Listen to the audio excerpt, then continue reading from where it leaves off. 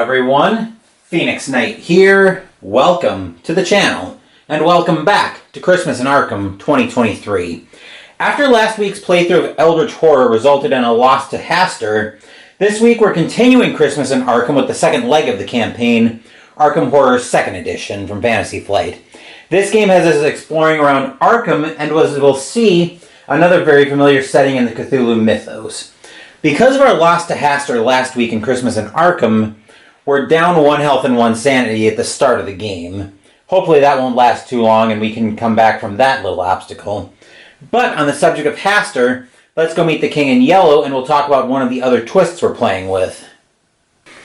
As I mentioned, the winner of the Fate of the Elder Gods tournament this year is also our opponent for Christmas in Arkham, the King in Yellow himself, Hastur. Here's his sheet on the Arkham Horror 2nd Edition version. We need 13 Doom to wake him up. Hastur modifies the game in a couple ways. The King in Yellow. While Hastur stirs in his sleep, the cost to seal a gate is 8 clue tokens instead of 5. Minus X on his attack modifier, where X is set to the current terror level. Worshippers. Hastur's worshippers that ride Bayaki mounts they call with enchanted whistles. Cultists are flying monsters, and their combat rating is -2, where they're normally very manageable to deal with. Here, they sound like they're very much going to be a pain in the neck. But as far as the 8 clue tokens to seal a gate instead of 5, what that means for us is the only way we're winning a seal game against Hastur is by a minor miracle, and it sure seems like God is being stingy with miracles lately, so we're going to prepare to win the game a different way. I suspect we'll employ either the gate closures, where we close all the gates on the board and have trophies equal to the number of investigators, or we'll have to play a final battle. But we've got another kind of sort of Damocles, if you will, hanging over our heads, because we're going to play with the Act deck as well for the King in Yellow. So this is where the King in Yellow has become a daily occurrence in the city of Arkham, so we're dealing with this. So we have an Act deck. Our first card in it is the Overture. This card starts in play next to the Act deck. Immediately after Environment Mystic Mythos card is drawn, once it wants to focus, it's probably still focusing on, there we go. This card starts in play next to the Act deck. Immediately after an Environment Mystic Mythos card is drawn during the Mythos phase, the first player must put the Act 1 card in play, setting it on top of this card. This card remains in play unless another Act is in play on top of this one. So we can move this back over to the board, where it'll stay for the rest of the game. And I think with that, like I said, that'll be the sort of Damocles, but hanging over our heads. But hopefully that won't come into play for us. But that's everything we need for our adversaries, so now let's go meet our investigators. Our first 3 investigators survived their misadventures in Eldritch Horror last week. First up, we've got Mandy Thompson, the researcher. Normally 5 health and 5 sanity, but remember we're starting down 1 and 1 because of our defeat in Eldritch Horror last week as part of Christmas in Arkham. She's got, for fixed possessions, $6 and 4 clue tokens. Her special ability is Research. Once per turn, Mandy can activate this ability after any investigator, including herself, makes a skill check. That investigator then re-rolls all of the dice rolled for that check that did not result in successes. We can see her stat lines might be a little bit hard to see, but we can roughly see them there. For her random possessions, she gets 2 common items, a unique item, and a skill. So let's take a look at her common items first. Mandy will find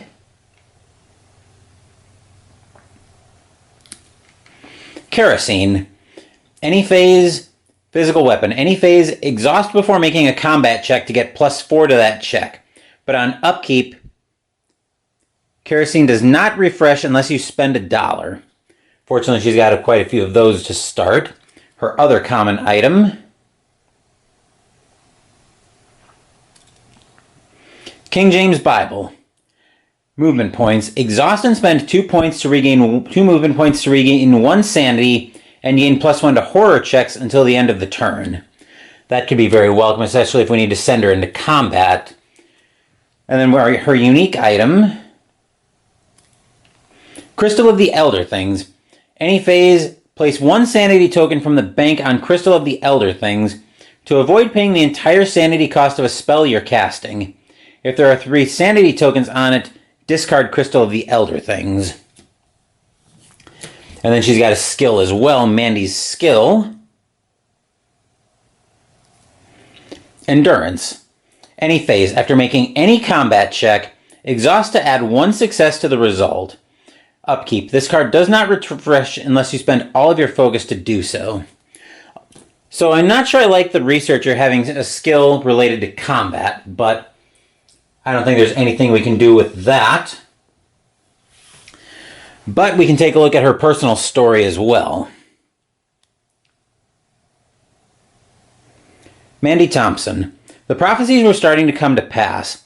If something wasn't done soon to disrupt the sequence, events would start falling into place like dominoes, gathering more and more momentum as they went until they became completely unstoppable. Let's see how she clears her story. Breaking the chain. Each time a gate is prevented from opening by an Elder Sign token, put a clue token on this card.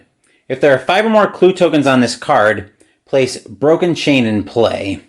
Fail. If the terror level reaches 5, place Inevitability into play.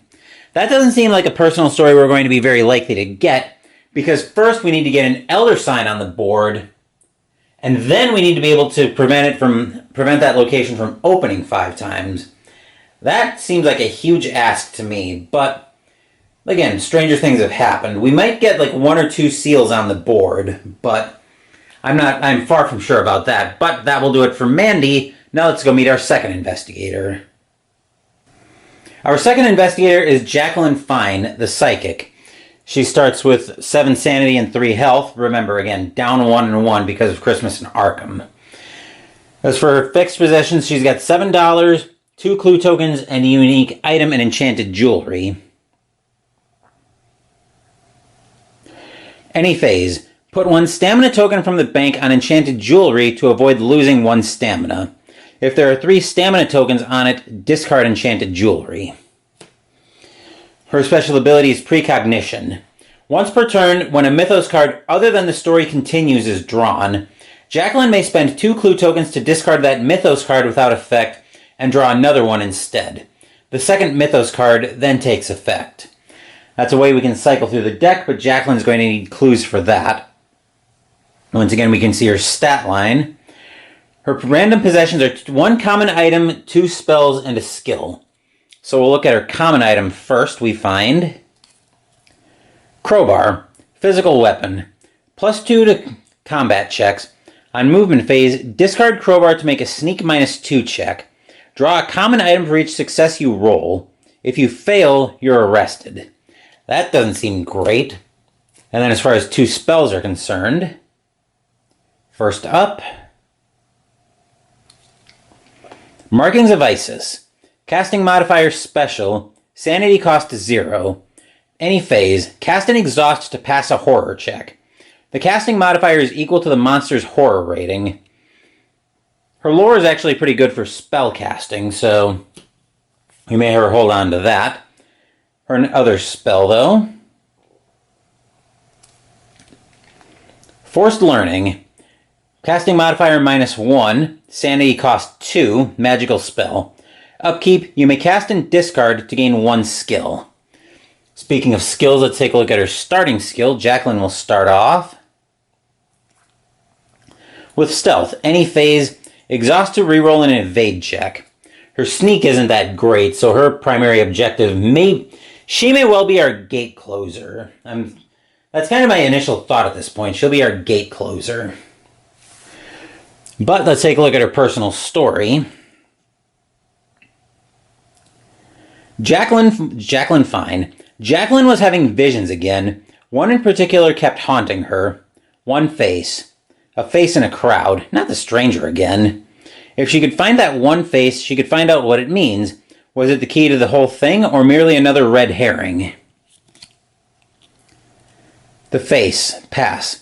If Jacqueline has 2 or more allies, place Vision of Hope in play. Fail. If the terror level reaches 3, place Vision of Despair in play. So what I think I'm going to do here, because so far I care about 2 terror levels. So far I care about terror level 3 and terror level 5. So I'm not playing with a lurker at the threshold, so I'm going to put a couple tokens on there, on those points of the terror track, so that it reminds me, okay, there's something I need to pay attention to here. Those are little things I try to do when I'm playing games this big, just to help me remember that, okay, I've got to pay attention to this. But speaking of things we need to pay attention to, Mandy and Jacqueline also have a relationship. They were the girls of the fall for the last 2 years in Arkham Horror, the card game, and their relationship here, they're both students of the arcane. After the initial setup, anytime either you or your partner gains a spell from any game effect other than this card, so you can't infinite loop it, the other draws a random spell from the spell deck. So that might make them want to run to the ye old magic shop a little bit more. But that's Jacqueline all set up. Now let's go meet our third investigator.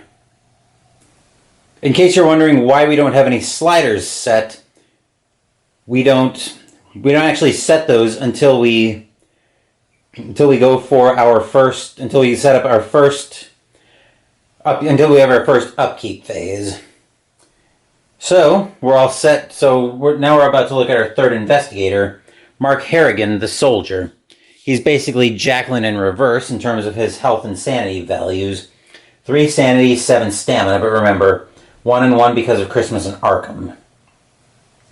He starts off with $4, which I didn't get him for some reason as I was setting up last night.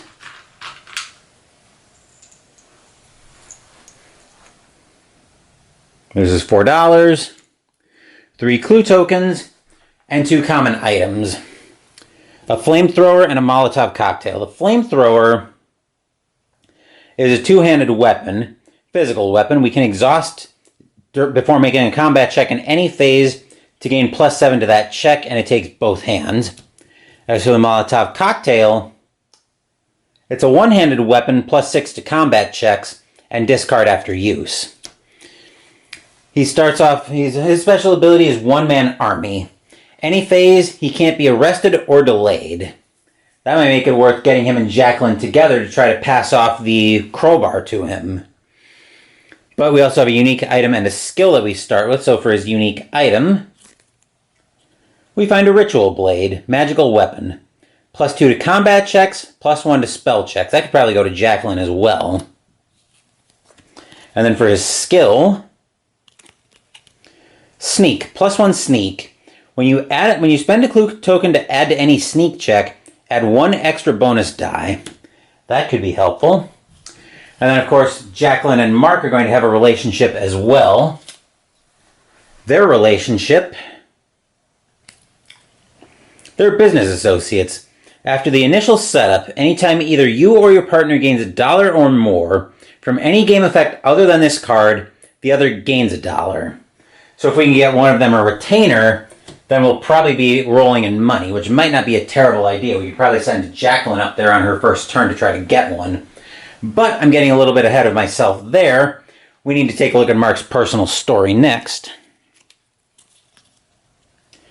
Mark Harrigan. When the envelope came in the mail, Mark didn't open it right away.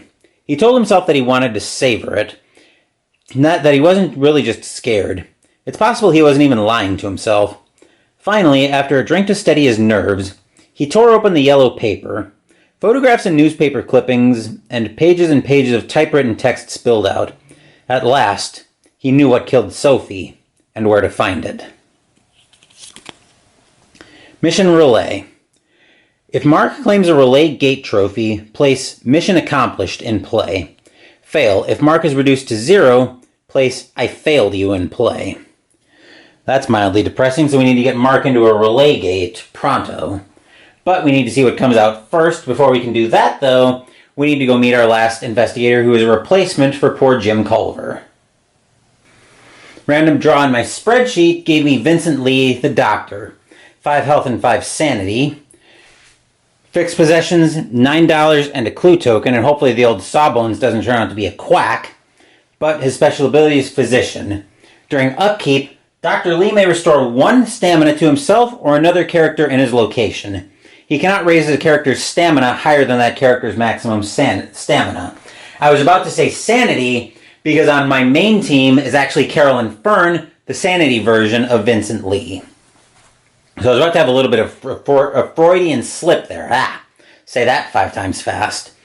Anyway, as far as random possessions, he starts with 2 common items, 2 spells, and a skill. For his first common item, we have the Leyline map. You may ignore all penalties to skill checks caused by Environment Mythos cards. That could be useful. And food. Any phase. Discard food to reduce any stamina loss by 1. Okay, as far as his spells go, first we have Plague of Locusts. Casting modifier. This spell affects all investigators and monsters in this neighborhood. Investigators lose 1 stamina, and monsters' toughness is reduced by 1. Monsters with 0 toughness are returned to the cup. And his other spell, Curse of Darkness. Casting modifier -1, sanity cost 2, magical spell. Any phase, cast and discard to choose a monster in your neighborhood and move it to the outskirts. Then for his skill, Mental Fortitude. Any phase, after making any horror check, exhaust to add 1 success to the result. Upkeep. This card does not refresh unless you spend all of your focus to do so. Okay. We'll take a look at his personal story, and then he'll have 2 relationships to reveal. He'll have one with Mark and one with Mandy. So first up, his personal story. Vincent Lee. Although such a matter would normally be left up to the police, Vincent felt that he owed it to his patients to track down the source of the strange deaths in Arkham. To sit back and do nothing was simply too foreign to his way of thinking. He just had to be careful and call the authorities if things got too hot to handle. Do no harm. If Vincent discards 5 clue tokens in a street area during the upkeep phase, place "The Doctor is in play. If Vincent has 3 or more monster trophies, place "What have I done?" in play. So, obviously, the Hippocratic Oath is apparently still a thing for Vincent. God knows why when the world is being threatened, but hey, I suppose doctors have to have their code of ethics, right? Anyway, his relationship with Mark. Members of the book club. Anytime either you or your partner attempts to use a tome, other than as a result of this card, the other may immediately attempt to use the same tome, even if it has been exhausted or discarded. Sometimes I wonder if Mark can even read as good as he is at the Smash Mouth things. Vincent and Mandy have their relationship. Theirs. Practitioners of the art. Whenever you or your partner casts a spell, either or both of you may contribute toward paying the sanity cost. Either you or your partner may exhaust this card before making a spell check to get +1 to the check. I feel like that would have been a better relationship for Mandy and Jacqueline to have, but their being students of the arcane isn't actually that bad, assuming we can start getting a lot of spells. But we can move over to the main board and we'll see one of the other twists we're playing with today. On the channel, this is actually our very first time playing with an expansion board. We're actually playing with the Dunwich Legacy expansion board. Most of the reason I want to do that is because I want to make sure that with Hastur, with Hastur as our opponent for Christmas in Arkham, we're actually using the Lost Carcosa other world as one of our main other worlds. There are some other spaces in particular there we'll need to note, mainly the Vortex spaces, and then there's the Dunwich Horror track up on the top of the board. So the way we move over to Dunwich is, I'm just refreshing my memory for this one, but here it is. So we have to be in a train station or a depot location, which is indicated by a train, which is probably hard to point out. So it'll actually be, from the train station in Arkham, we can pay $1 to move up to Bishop's Brook Bridge on the Dunwich board. I'm going to be a little tongue-tied saying that today, but hopefully not too bad. Then we also have the Dunwich Horror, so when a monster moves into one of these vortexes, we'll put a Dunwich Horror marker on the track, which I should probably track down here before I need them. 1, 2, come on, and 3. I believe we only have to defeat this once. Oh no, it looks like we can face it.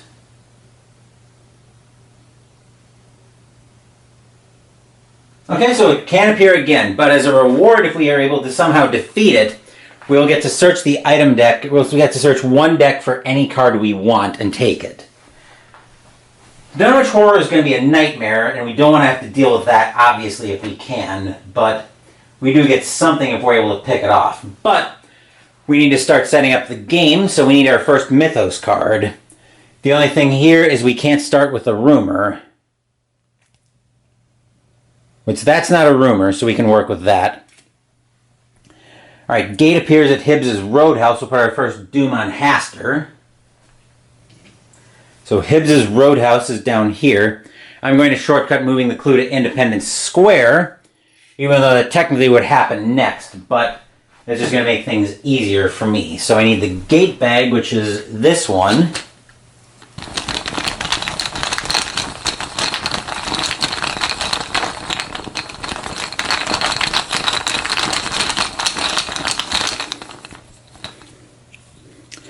Oh, fun. We've got a Lurker Gate already. Let's see. Lurker Gate is sending us to another dimension, and it's a moving gate, as we can see by the arrow there. It's at least a +0 gate and a square. So it'll move on... So what that means is it'll move as a square monster when we do monster movement.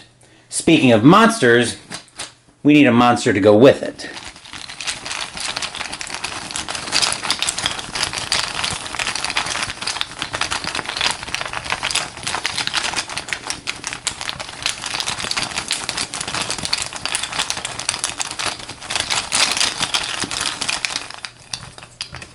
We'll find...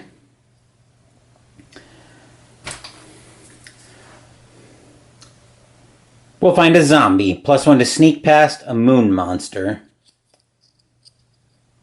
It's undead, which might matter to some cards, but not to us right now. She screamed and fired again, but still the thing shambled on, teeth dripping as it groaned its horrible cry. -1 on the horror check or lose 1 sanity. -1 on the combat check or lose 2 health. 1 toughness to kill it. That'll go to Hibbs' Roadhouse. We moved the clue over to Independence Square already. Moon moves on white, plus moves on black. So the zombie actually moves out to the East Town streets right away. And we have our headline, which isn't actually particularly terrible right now. Miskatonic Arctic Expedition returns. Any Elder Things previously claimed as monster trophies by players return to life and are placed in the river docks. Great time for that to come up while we have nothing else going on there and no Elder Things that we've claimed as monster trophies. So that's basically a nothing happening card, which is about as much as we can ask for at the start of the game. With that, we're ready to get into our first upkeep phase. So let's move down to Mandy as our first player.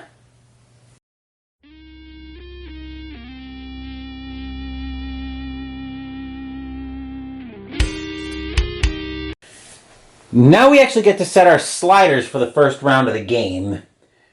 And now I want to figure out what we're roughly doing with the investigators. I think trying to grab some clues is probably going to be a good play this early in the game. So, with that in mind, I think first we're going to turn our attention to the clues in... I think we're going to first turn our attention to the clues in French Hill. So Mandy's going to go grab those clues. She'll need a speed sneak of 3 to get to the Silver Twilight Lodge, so we can put her speed sneak at 3-3. We'll make Fight Will middle of the road at 2-3. Lore Luck will make 2-2. That's it for Mandy. Let's move over to Jacqueline. Without even factoring in trying to win this game via gate seals, which, spoiler alert, isn't going to happen, I do want to pick up clues in at least 2 chunks if I can, and at least 2 at a time if I can, but Mandy's going to make an exception to go start grabbing clues in French Hill. Jacqueline's going to go after those 2 clues in Independence Square. So she needs a speed of 3 to get there from the Curiosity Shop. We'll make her fight Will. We'll make that middle of the road at 2-3. And I'll put her lore luck a little bit higher at 4-2. That's it for Jacqueline. Now let's move down to Mark. Even though I think we're probably winning this game through gate closures, if we are, there's also a chance that we're going to have to fight Hastur in the final battle. Honestly, I'd rather try to win that way than trying to win via gate closures. To that end, I'm going to need to keep the monsters under control to help me keep the terror limit down. Plus, I've got 2 investigators who fail their personal stories if the terror level gets too high. So I'm going to try to keep Mark as much as I can on monster detail. So he's going to probably I think he's going to go deal with that zombie right away.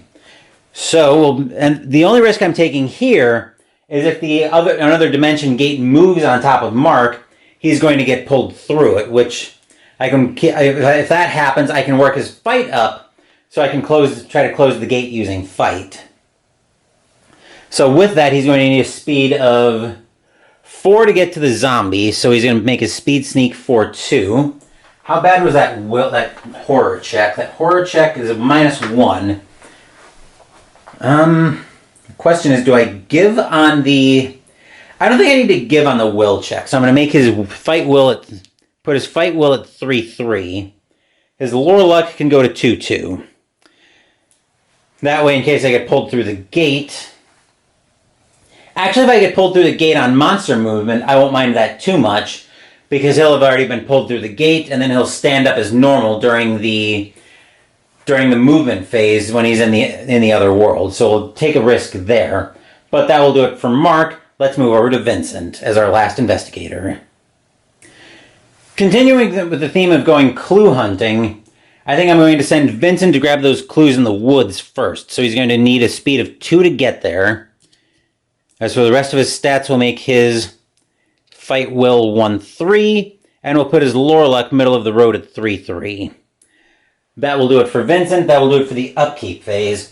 Movement phase next, and let's go say hello first to Mandy.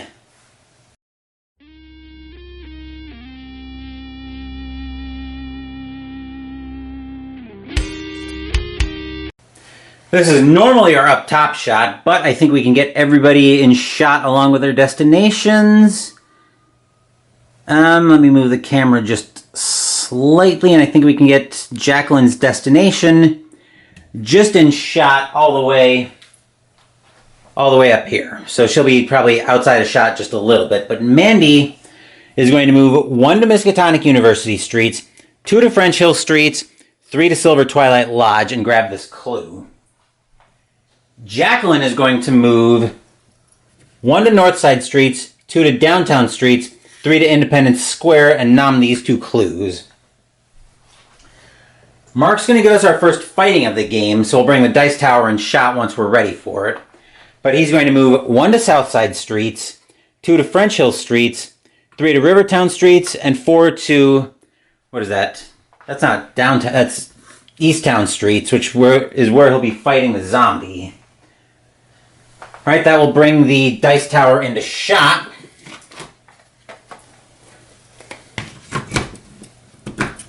Because he's going to be making a horror check against the zombie. First up, he's a -1 on the horror check, or he'll lose 1 health. His will right now is 3 minus 1 means we get 2 dice.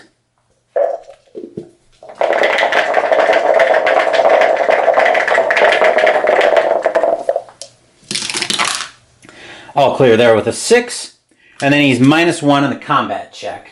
He's going to exhaust the flamethrower to give him a +7. 3 plus 7 is 10, minus 1 is 9. We're probably going to do overkill here, but I'd rather get a cooked zombie here than a blasted Mark. So let's see what happens here.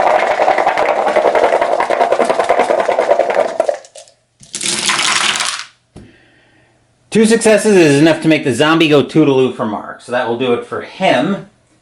As for Vincent, I'll bring the dice tower out of shot.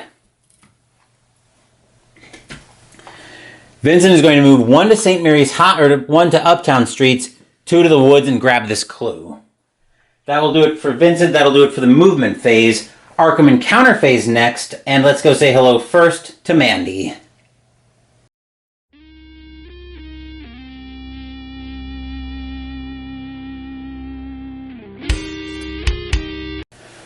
We've got the dice tower in shot just in case Mandy needs it, but we also need a card from the blue deck. So we'll give that a shuffle.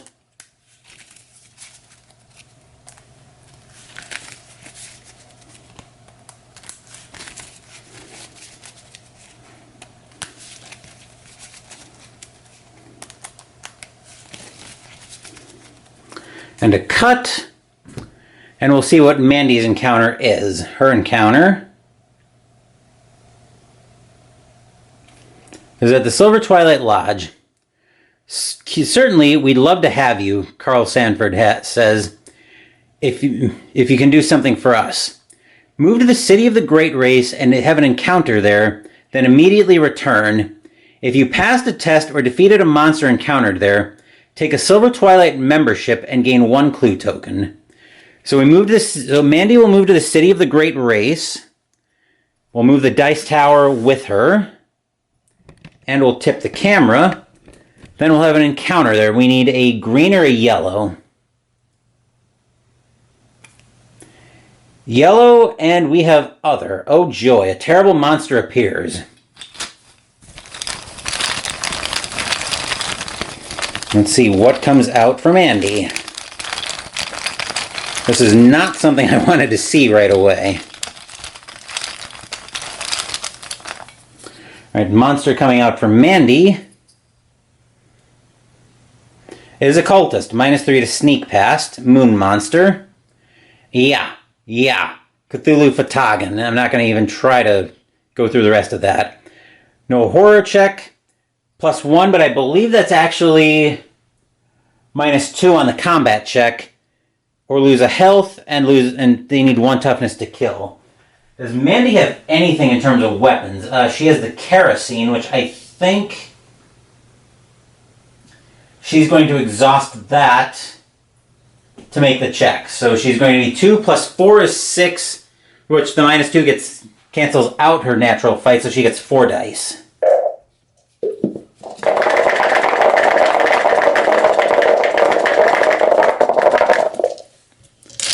Fortunately, she only needs 1 success, which she gets. So that will become a monster trophy for Mandy. Then she'll return to the Silver Twilight Lodge. Which, what did she get for that? A lodge membership and gain a clue token. So for a Silver Twilight Lodge membership, any phase. When you have an encounter at the Silver Twilight Lodge, you have an encounter at the Inner Sanctum instead. I was panicking for a second there because Mandy going to another world that we don't have a gate for was going to cause her to be lost in time and space, especially if she was stuck there. Fortunately, however, she was not stuck there, so we dodged a bullet on that one. But that will do it for Mandy. Now let's move up to Jacqueline, who's at Independence Square. One thing I do kind of have to admit about playing with these expansions that I like is it gives us extra places to put the dice tower down. So Jacqueline's at Independence Square, which means we need the white downtown deck. So we'll give that a shuffle.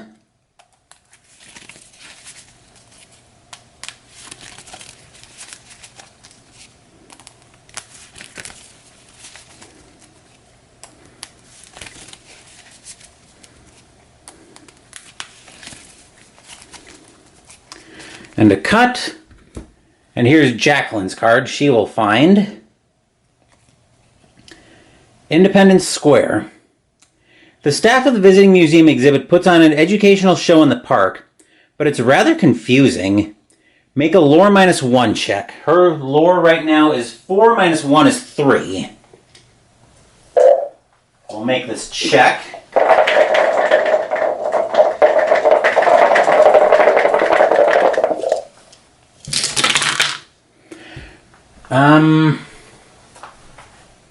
We're going to spend a clue to reroll.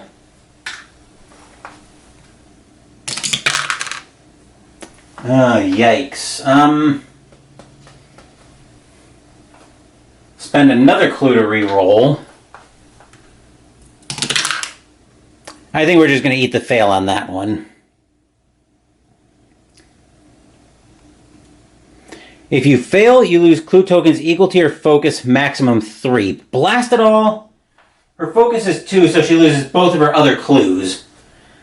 Thanks, guys at the museum. That was brilliant. That's it for a very wasted encounter for Jacqueline. We'll skip over Mark because he ended in the Easttown streets. That clue should go to Vincent. Speaking of Vincent, we're going to go meet him next at the woods. Vincent's in the woods, so we'll need the red downtown deck for that. That's uptown. Downtown is white. We need uptown for that. Give this a shuffle.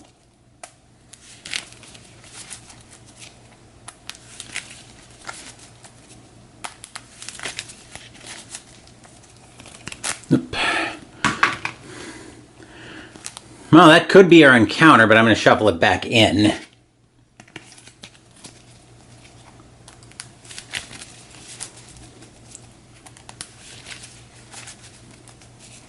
And a cut, and here's our card.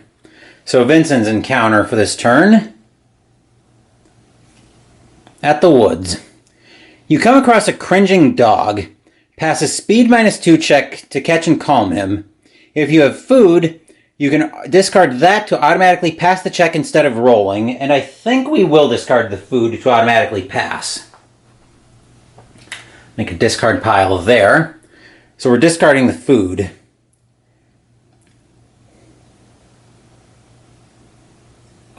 Come on. Focus. There we go.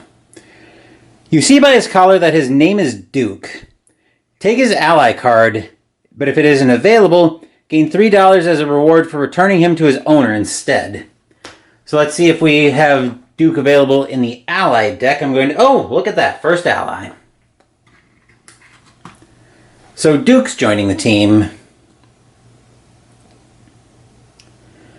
Duke, +1 maximum sanity. Discard to immediately restore your sanity to its maximum. Nice. So he'll end up being useful for us. We actually just need to get Jacqueline 2 allies, so maybe having Vincent and Jacqueline meet up to pass Jacqueline Duke toward her personal story could be a good thing, but that will do it for the Arkham Encounter phase. Nobody's in another world.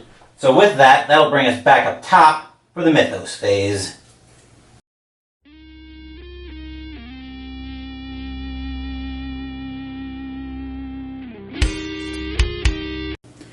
We need another card from the deck of Doom. So let's see what comes up here. We find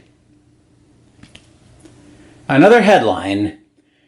Oh boy, gate goes to Independence Square, which is going to pull Jacqueline through right away, and I don't completely mind that. For the same reason I wouldn't have minded if a gate landed on top of Mark, which we still have the option of... Which we have the option now of sending him through voluntarily.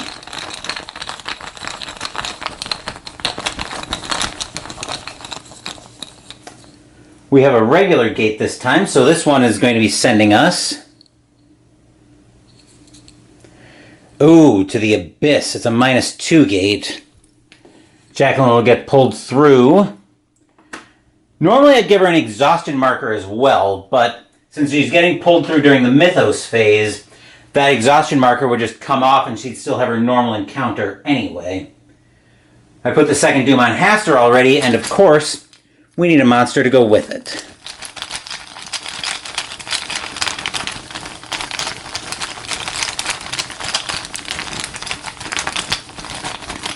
We'll pull this one out. Yikes, we get a Moon Beast. +0 to sneak past a slash monster. Oh boy, any investigator knocked unconscious or driven insane by a Moon Beast is devoured instead. -1 on the horror check or lose 2 sanity. -2 on the horror check or lose 2 health. 3 toughness to kill it. That thing is a beast. We're gonna need to hope for a gate for that pronto. clue appears at the unnameable. Goes right there. There should be 2 clues there, I think. I must have forgotten to place one for the start of the game. So I'm just going to place one there. Slash, triangle, and star moves on white, hexagon on black. So this is actually a problem. I'm trying to remember what the orange means. I believe it means they're aquatic, but let me check that. I have a feeling it's going to be a Kingsport thing. Actually, hopefully the app on my phone will tell me. Let's see. H assistant. That's not what I want. Rules. Let's look for aquatic.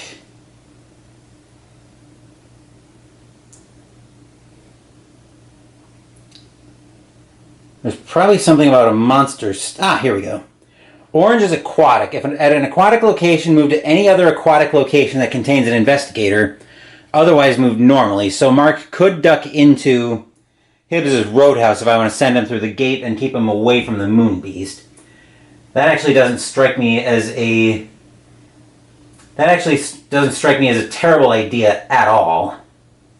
So we may go ahead with that plan. That was the only monster that moves. We've got our headline.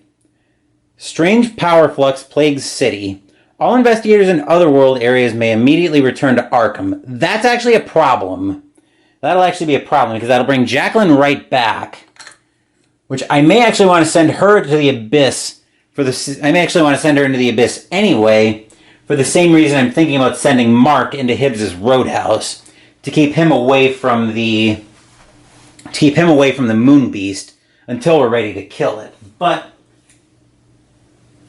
that is it. That's it for the Mythos phase. We'll get into a new upkeep phase next, and Jacqueline will be our first player.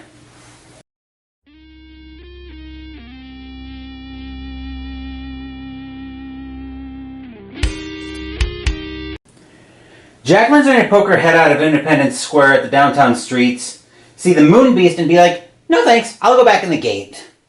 So I think we'll leave all of her stats as is with that in mind. That'll be a short that'll be a short movement phase for Jacqueline. With that, let's move down to Mark. Mark's flamethrower refreshes, but his roll with that does not inspire confidence in terms of being able to take out that Moon Beast right now. So I think his plan, he's also going to duck into a gate. He's going to go through another dimension. So I do want to increase his stats a little bit. I'm going to increase his fight and will up to 4-2. That's it for Mark. We're going to send him into Hibbs's roadhouse to start working on gates. We're not to where I'm panicking just yet, but I'd rather keep the gates under control. Especially if I think we're more likely winning this game through closures rather than seals. So that will do it for Mark. Now let's move over to Vincent. I think Vincent's going to continue his mad clue hunt today. So, do I need to increase his speed? I think I do need to increase his speed. Because I don't want to let those clues at the unnameable sit for too long. So, I'm going to bump his speed sneak up to 3-2, so I can go get those clues at the science building. I'm working my way up to the unnameable to grab those 2 clues because I don't want a gate to swallow those clues. That will do it for Vincent. Now let's move up to Mandy. Mandy's going to spend $1 to refresh her kerosene. I'll put that back in the token supply right there. As for her, she's going to go grab that clue at the witch house. That'll bring her up to 6 clues. We still wouldn't be ready to send her in a gate to seal it. But again, I don't think we're winning this game by seals anyway. So that will do it for Mandy. That will do it for the upkeep phase. At your movement phase next, and Jacqueline is going to have a very short movement phase.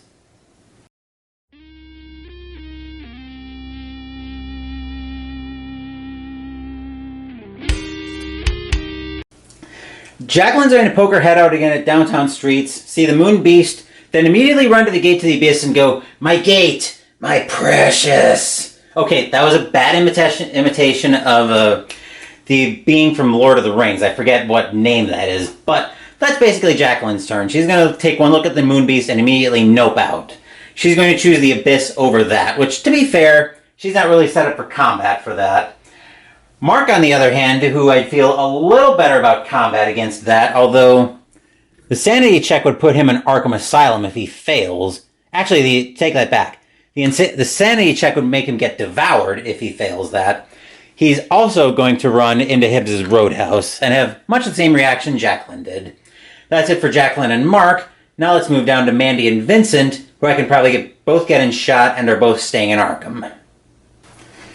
Mandy is going to move 1 to French Hill Streets, 2 to the Witch House to grab this clue, bringing her up to 6.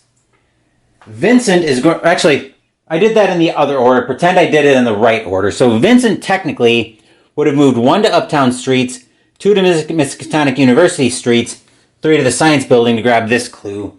Then Mandy would have gone, but it probably works out fine that I did it out of order here because neither one was impacting the other. So that will do it for Mandy. That'll do it for the Arkham, for the movement phase. Arkham Encounter phase next, and I'm pretty sure Jacqueline and Mark are going to set speed records on their Arkham Encounters.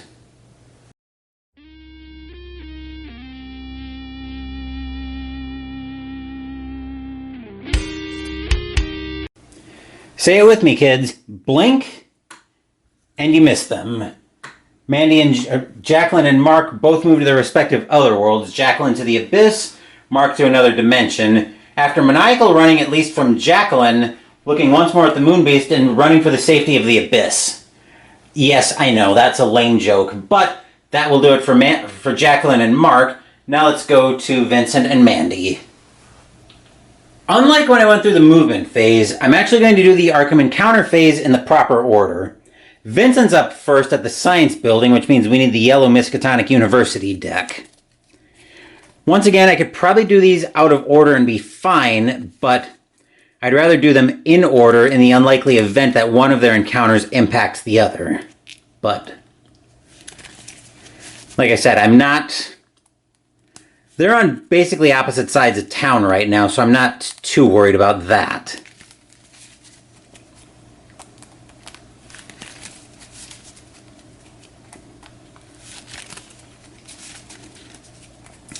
And to cut, and we'll get Vincent's encounter first at the Science Building. He will find...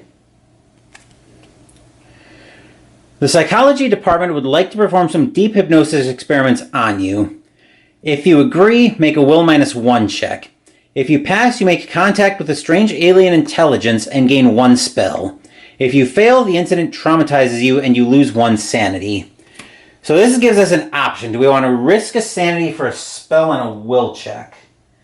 I think we'll take the risk. His will is 2, and he's got some clues if he wants to burn them. I'd rather he didn't, but that could give... Who would that give us? Would that give somebody a spell? No. Actually, no, it wouldn't.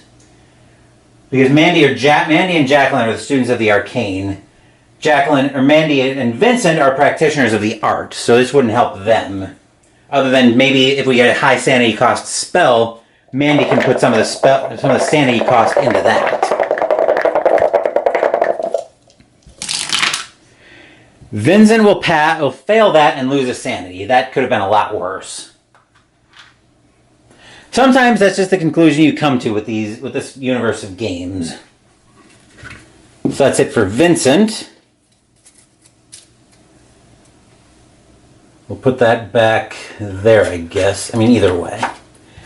Mandy's now at the Witch House, which means we still need the French Hill deck yet again, preferably without having that going sliding and falling on me.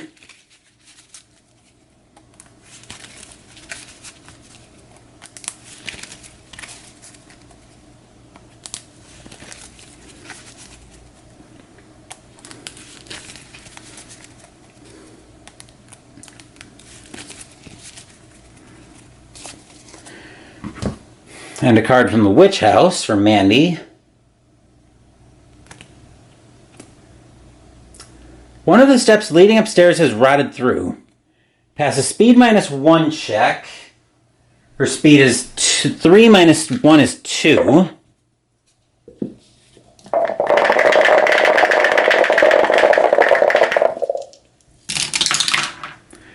That, I can't see the other die.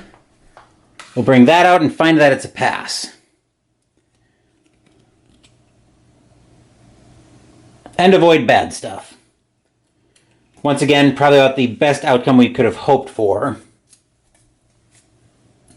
Hopefully we won't just get a catastrophic outcome as we move into our next phase, which is the Otherworld phase. So let's go say hello for that to Jacqueline and Mark.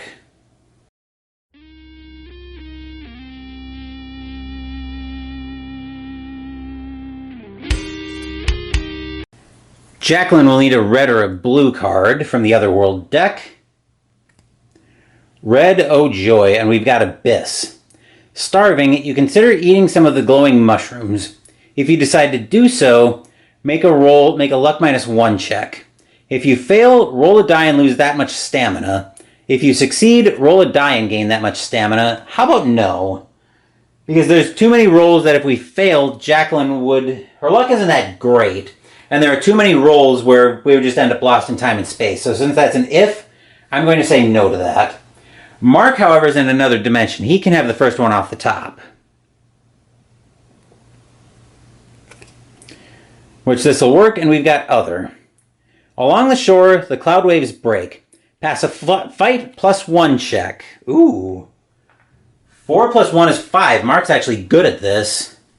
Which is why he's going to be our primary monster puncher and probably fight-based gate closer. But let's see what happens for him here.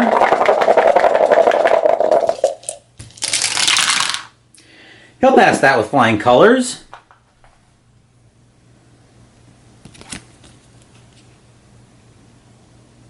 To gain 1 stamina. So the 1 stamina that we lost because of our defeat from Hastur last week goes away for Mark.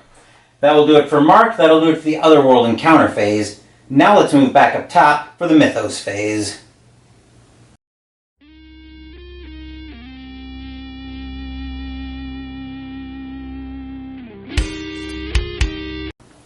Another card from the Deck of Doom coming up, we find. Our first environment weather card, but we'll come to that in a minute. Gate opens at the graveyard. The clue will move to the unvisited isle, which means Vincent needs to get into the merchant district.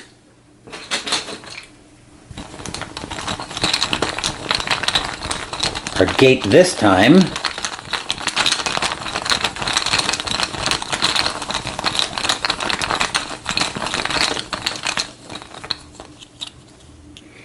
is a lurker gate, so our gate that's going to the graveyard. Plateau of Leng. -1 gate is a diamond, and we lose 1 health if we fail to close it. But of course, we need a monster to go with it.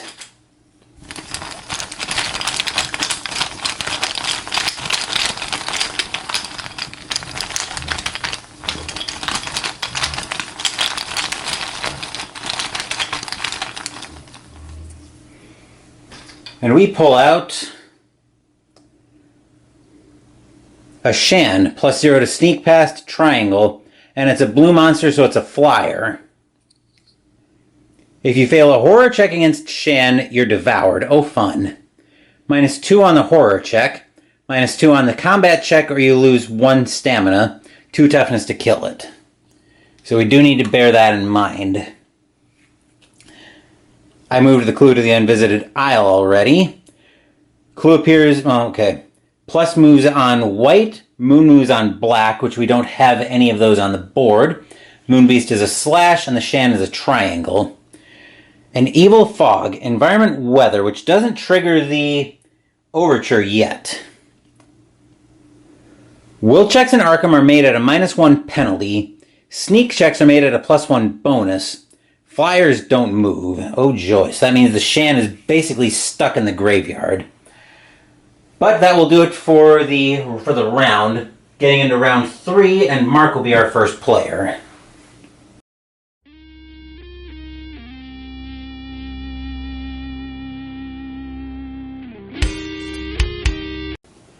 Mark isn't doing much this round except moving into the second half of another dimension. I think I'm going to leave his... you know what? Actually, no. I'm going to start working his fight up. He's going to have to try to close that gate when he comes out next round. Not this coming round. And I want to be able to max his fight out when it comes time to try to close that gate. So that will do it for Mark. Let's move over to Vincent. Vincent is going to continue hoovering up clues. I think he's going to go up to the Merchant District and grab the clues in... He can get to either the Unvisited Isle or the Unnameable. I think I'm going to go grab the clues of the Unvisited Isle first. So he needs a speed of 3 to get up there. He's going to do that. He's got that.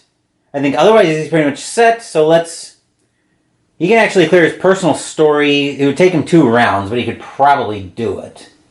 That will do it for Vincent. Let's move over to Mandy. Mandy doesn't have as many options for trying to gather up clues right now as Vincent does. But I'm going to send her down to the Historical Society. Actually, I'm going to send her to the Black Cave and grab that clue. Well, that could be a risk, though. Although the Shan isn't moving, so she'll probably be able to get out of there soon enough. But we're definitely going to have danger if I try to move her up. If I try to move her too far up toward that moon beast, because I don't want to get her trapped by that. But she can probably go get the clue at the Black Cave easily enough. That will do it for Mandy. Now let's move over to Jacqueline.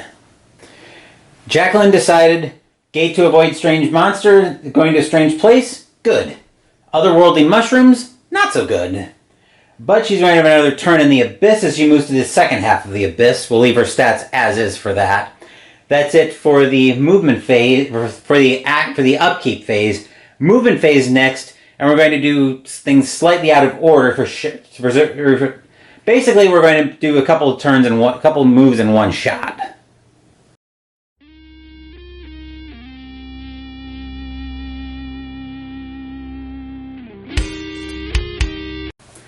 Since they're in Otherworld, I'm going to do Mark and Jacqueline's movement phases now, so I can get them in one shot.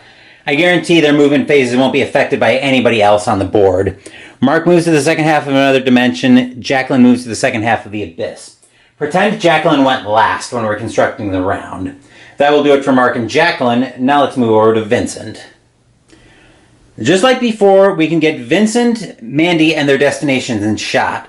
So Vincent is going to move 1 to Miskatonic University streets, 2 to the Merchant District streets, 3 to the Unvisited Isle, and grab these 2 clues.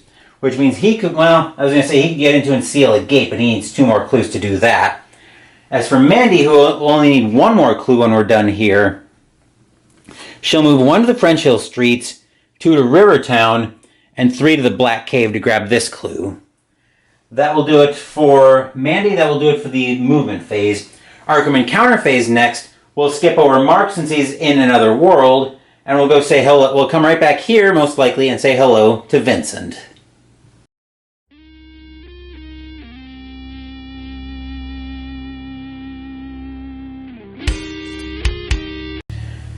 Would help if I bring the dice tower in shot, just in case. I think we can probably put it about like that, like we did it before, since... Move the Moon Beast just slightly. Make sure he stays close to the downtown streets. I think that'll work. Okay. So first up will be Vincent, who's encountering the Unvisited Isle, which means we need the Merchant District deck for that.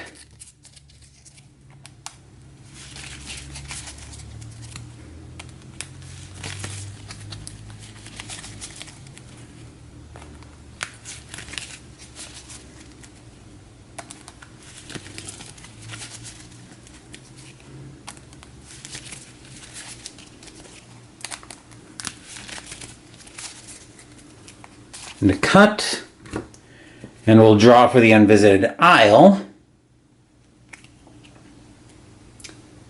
Falling asleep beneath one of the ancient willows on the island, you dream of another life, one in which you called down strange entities and sacrificed in their name. When you awaken, you have retained some of the memories from that other life. Gain a clue token and 1 spell. So now Vincent's 1 clue away from being able to go in a gate as well to seal it. But he gets a spell. He will draw. Spectral Razor. Casting modifier +2, sanity cost 2. Magical spell. Any phase, cast and exhaust to gain +X to combat checks until the end of this combat, where X is twice the number of successes you rolled on your spell check. Ooh. How does that work? Gains a spell. So if we trade spells around, presumably students of the arcane would trigger. That might be something to consider. That will move over there, and Mandy will need, once I get the Merchant District deck put back, Mandy will need the Rivertown deck.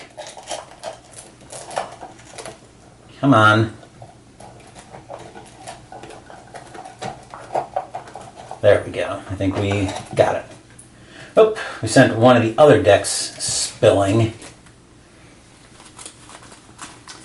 This isn't the deck we need, but we'll grab the deck we do need because Mandy needs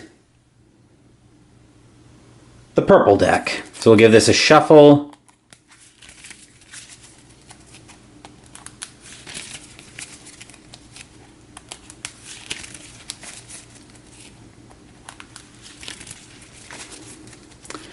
And a cut. And we'll see what Mandy's doing at the Black Cave. A gate and a monster appear. Delightful. So where's Mandy getting sucked through to?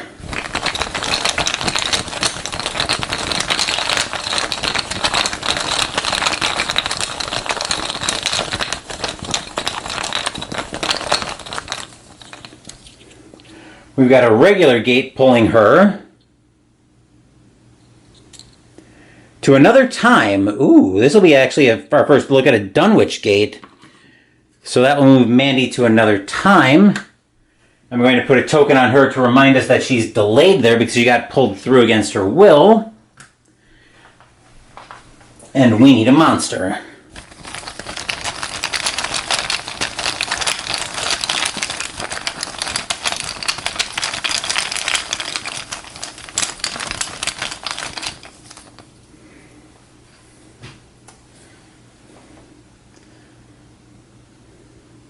A Lang Spider, oh dear. -2 to sneak past, it's a slash monster, too.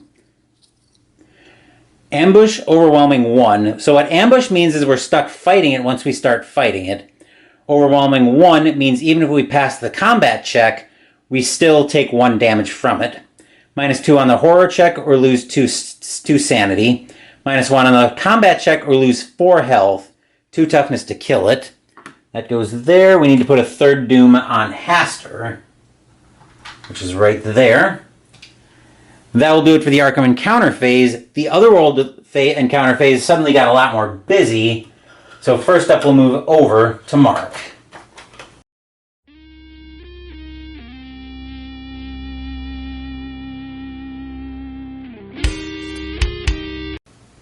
We're going to be playing musical camera spots, which I'm not completely happy with, but there's really no avoiding that. We should be at 4 doom, I think. Right, yes, we should be at 4 doom.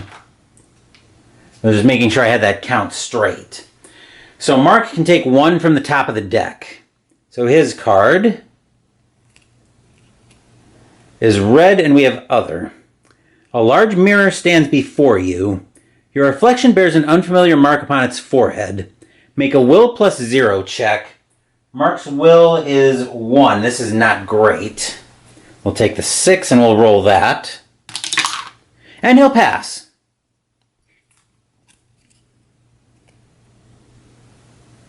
If you pass, the mark fades from the reflection.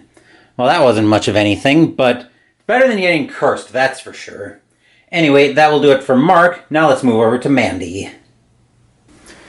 At another time, Mandy needs I believe that's a red or a green. That's a blue, that won't work.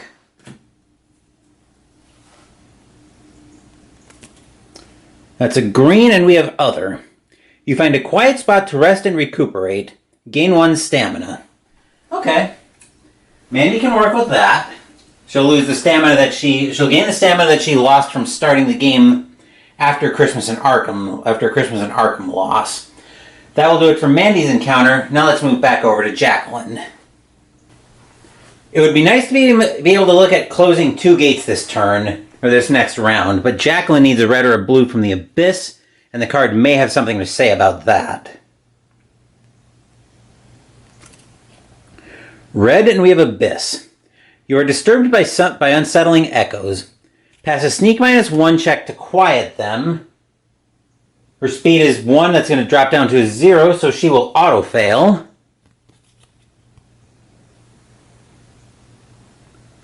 Or lose 2 sanity. With 7 sanity, there's worse things that could have happened to Jacqueline, that's for sure. That will do it for the Otherworld Encounter phase, though. Now let's move back up top for the Mythos phase.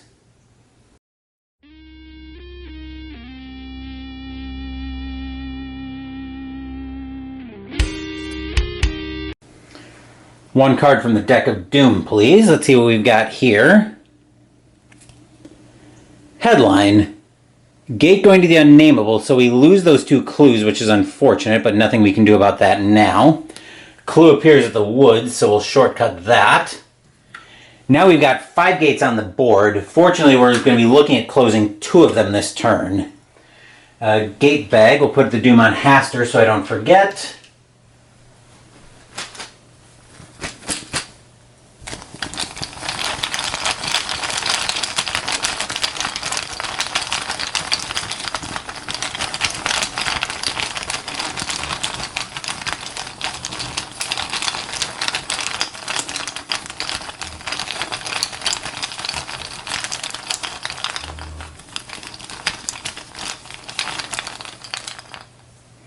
Grab this monster, which turns out to be a Wraith, which is a flyer.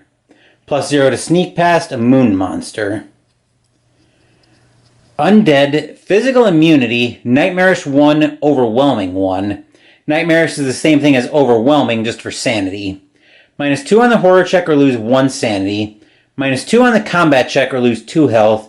3 toughness to kill it. That goes to... Oh! That'll be the monster that goes to the Unnameable. We need a gate. Because I'm a smart boy, and I remembered to put the Doom up, but I didn't draw the gate.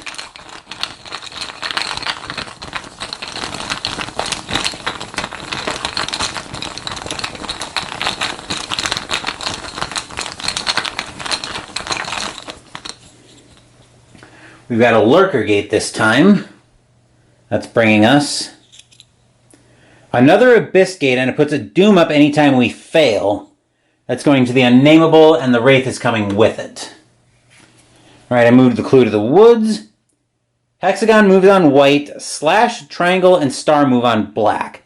So the Moon Beast is moving to the north side streets, kind of getting out of our way a little bit. The Lang Spider is moving out to the Rivertown streets, which is very much not out of our way. Then we have the Blue Flu. All investigators in jail are released. No investigators may be arrested until the end of next turn. Leave this card in play until then to indicate this. I'm going to put that down there so I have the reminder, but it's kind of out of the way. That will do it for the round 3. Round 4 starts with a new upkeep phase, and for the first time, Vincent will be our first player.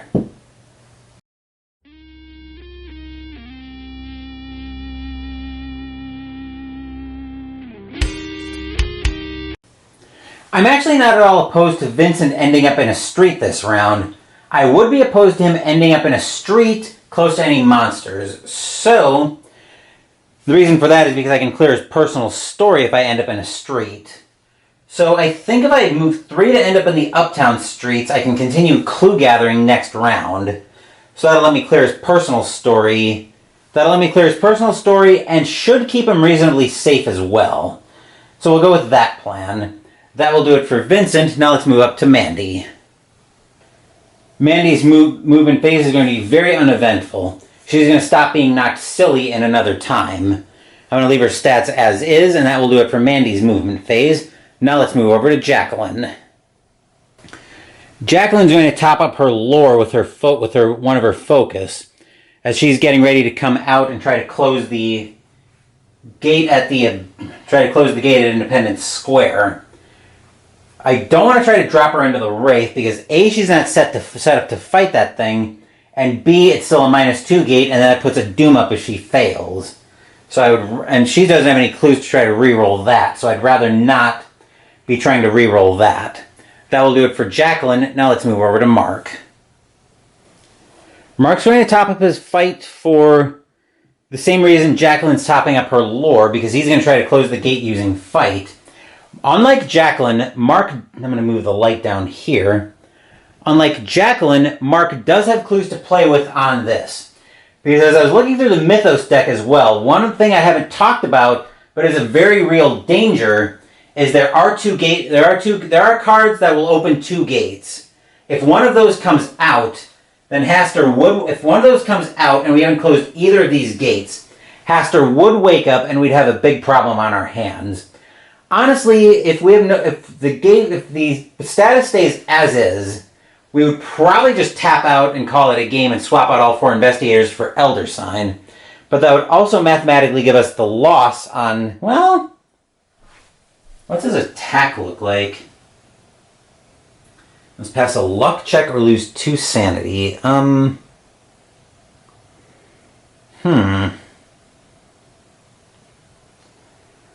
No, I wouldn't feel good about trying to fight Hastur right now. We'd probably tap out and swap out all the investigators, but hopefully we can get some of these gates under control. But that will do it for Mark. That'll do it for the upkeep phase. Let's go to the movement phase, and we'll start off with Vincent.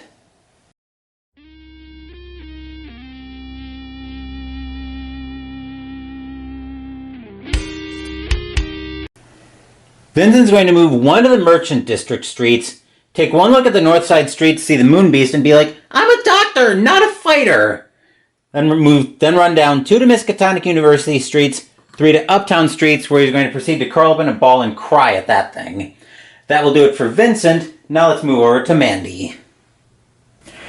At this point, I swear I should just make a t-shirt of this at some point. This is probably one of my catchphrases at this point. Blink, and you miss it. That was a very eventful movement phase for Mandy. That'll do it for her. Let's move over to Jacqueline and Mark. Jacqueline has a choice right now because she's in the second half of the Abyss ready to come out. As I mentioned during the upkeep phase, she could come out either at Independence Square or at the Unnameable because they both have Abyss gates there. But for the reasons I outlined in the upkeep phase, where the Unnamable's version puts a doom on Hastur's doom track if we fail to close it, she's going to come out at Independence Square. Mark, unfortunately, doesn't have that same choice. He'll be coming out at another dimension. They both, however, will be getting these explore markers, meaning as long as they stay there, they won't have to deal with the monsters there. They can keep trying to close the gate. They actually get 1 turn without having to deal with monsters, but there are no monsters at either gate anyway, so they're fine there. That will do it for Mark and Jacqueline. That'll do it for the movement phase. Arkham Encounter phase next, and this is going to be a lightning quick one. We'll go say hello to Vincent.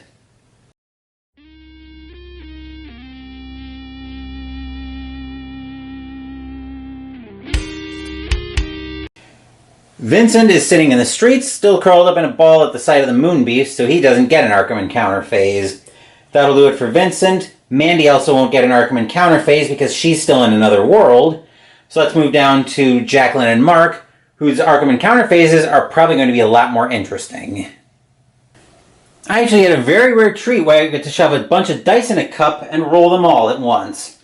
But what I'm going to do is I'm going to roll for both of their gate closing encounters at the same time because they're doing the same thing. So I'm going to be taking the black and green dice and throwing them in the cup. Jacqueline will be rolling the green dice for the Abyss. It's a -2 gate. Mark will be rolling the black dice for another dimension, which is a +0 gate. So Jacqueline's got 3 dice. Mark has 6.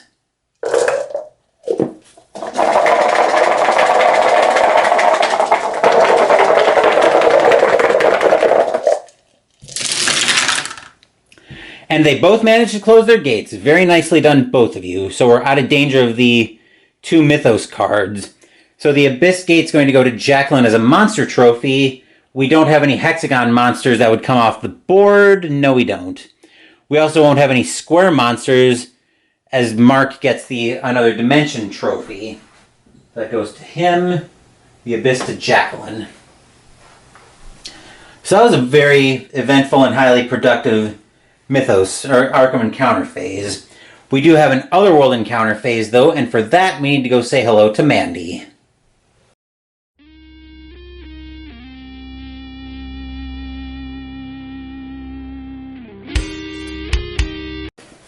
Mandy needs a red or a green card. Yellow won't work.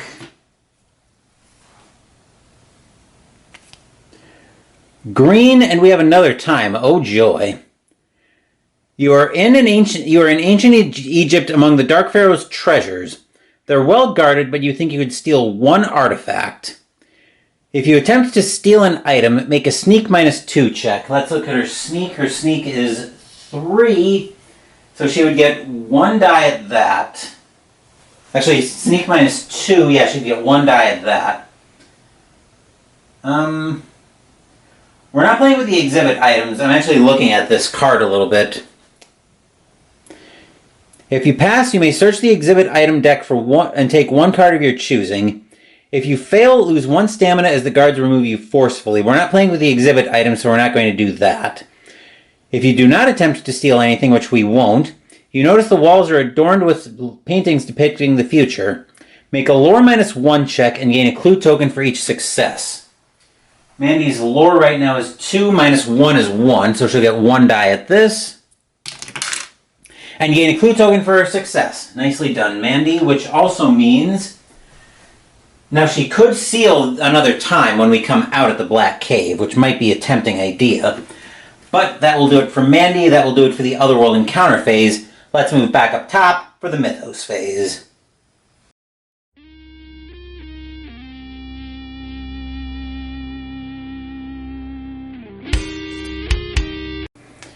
Our card from the deck of Doom is our first Environmental Mystic card.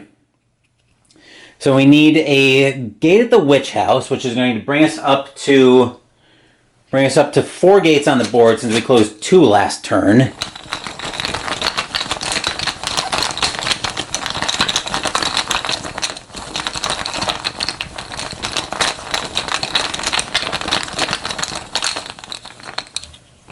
We've got a Lurker Gate. This one's taking us to Relay, -3, and it's a good thing we didn't have anybody on it, because we didn't have anybody in the Witch House, because this would have devoured anybody if we had anybody there. Might be a good option for Mark, though, because he needs a Relay trophy for his personal story. We're up to 6 Doom on Hastur. And we need a monster to go with the Witch House. Reading the overture for the King in Yellow Act deck, I'm going to... Technically, I think it's supposed to be immediately after I draw the card. I'm going to wait until after I resolve it, though. After I resolve the card. Just because I want to make sure I take care of everything here. Guarding out will be a Shuggoth. -1 to sneak past. It's a diamond monster. Red means it's fast, so it'll move 2 spaces when it moves. Physical resistance and nightmarish 1. The stench was unbearable, and rising to the surface came a terrible cry. Tekalili, Tekalili. -1 on the horror check or lose 3 sanity. Same thing for the combat check, but with stamina. 3 toughness to kill it. That thing is going to be very annoying. Clue appears at the Black Cave, except it doesn't because another time gate is there. Cross moves on white, Moon moves on black, neither of which I think we have on the board. Nope. Alright, and then we have Strength of the Earth, our first Environment Mystic. All monsters with a moon dimensional symbol have their toughness, combat damage, if any, and horror damage, if any, increased by 1. So we replace the Evil Fog, and then we put Act 1 in play of the King in Yellow play. So our first act. Act 1. When this card enters play, the investigators may immediately add 1 Doom token to the Doom track to return this card to the top of the Act deck. If the investigators do not do so, this card remains in play unless another Act card is in play on top of this one. While this card is in play, immediately after drawing an Environment Urban Mythos, Immediately after an Environment Urban Mythos card is drawn during the Mythos phase, the first player must put the Act 2 card in play, setting it on top of this card. We're at 7 Doom right now. We would be at 7 Doom. There are also 2 Gate cards in... There are also 2 Doom cards in the deck. I think we're just going to leave it. That Mythos deck is huge, so the chances of having another Urban... Actually, we haven't had... Actually, that was an Environment Weather. So yeah, I think we're just going to put it in play. But that's it for the Mythos phase. Mandy will be once again our first player. So let's move into a new Upkeep phase.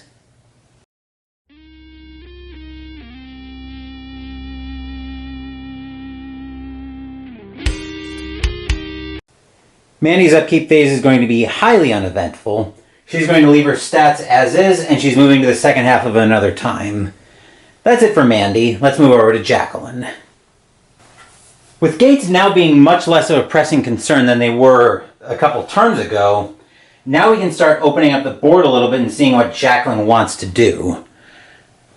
She does have some options. The problem is we got a lot of big nasty monsters in the way.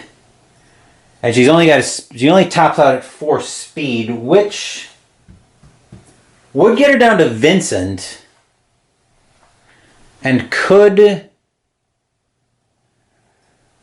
we could actually do a little bit of cheesing out here. I'm just thinking here. Actually, one thing we are going to do while her lore is sky high, though, because we had it topped up to close the gate, is we're going to take advantage of forced learning with a sanity cost of 2. We might actually want to send her to Arkham Asylum with that in mind. So I'm going to pay a sanity cost of 2 to try to use her first forced learning. So we can cast and discard this to gain a skill. So Jacqueline will get 3 dice. And we'll see if she casts this. Here's the lid.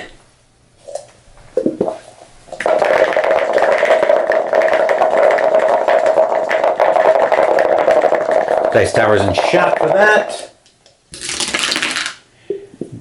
Jacqueline will not be able to cast that. That is very unfortunate. But we can still get her together with Vincent to have her get Spectral Razor, I think. And then that will actually trigger Mandy's Students of the Arcane. We could probably even give her actually...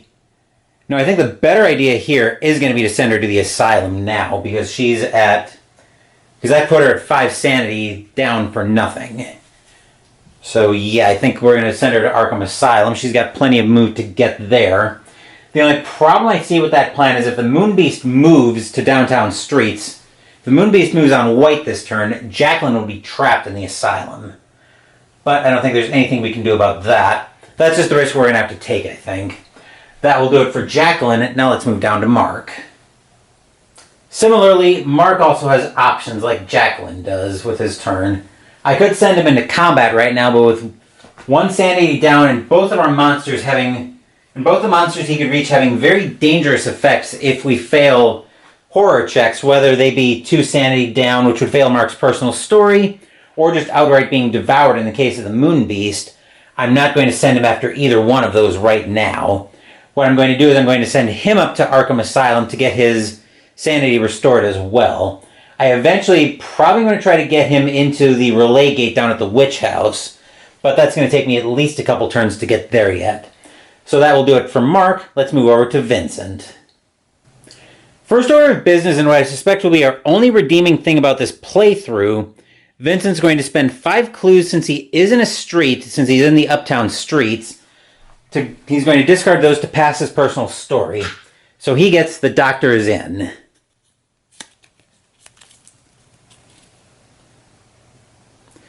The Doctor is in. Dr. Lee examined the wound again with a relieved sigh. His patient would be fine, and the source of the injury seemed consistent with his earlier findings. If he moved fast enough, he could get rid of the source of the viral infection once and for all. Vincent receives 2 extra movement points each turn. Also, he may use his physician ability on any investigator in his current neighborhood. Well, fortunately for him, he is an investigator in his current neighborhood, so since I'm actually going to remember to pay attention to that, he will use his physician on himself, and he's all clear there. Now, with 5 movement points, actually 5 movement points could get him up to Arkham Asylum, which would still trigger everything. Could probably still work with that. That's a -1.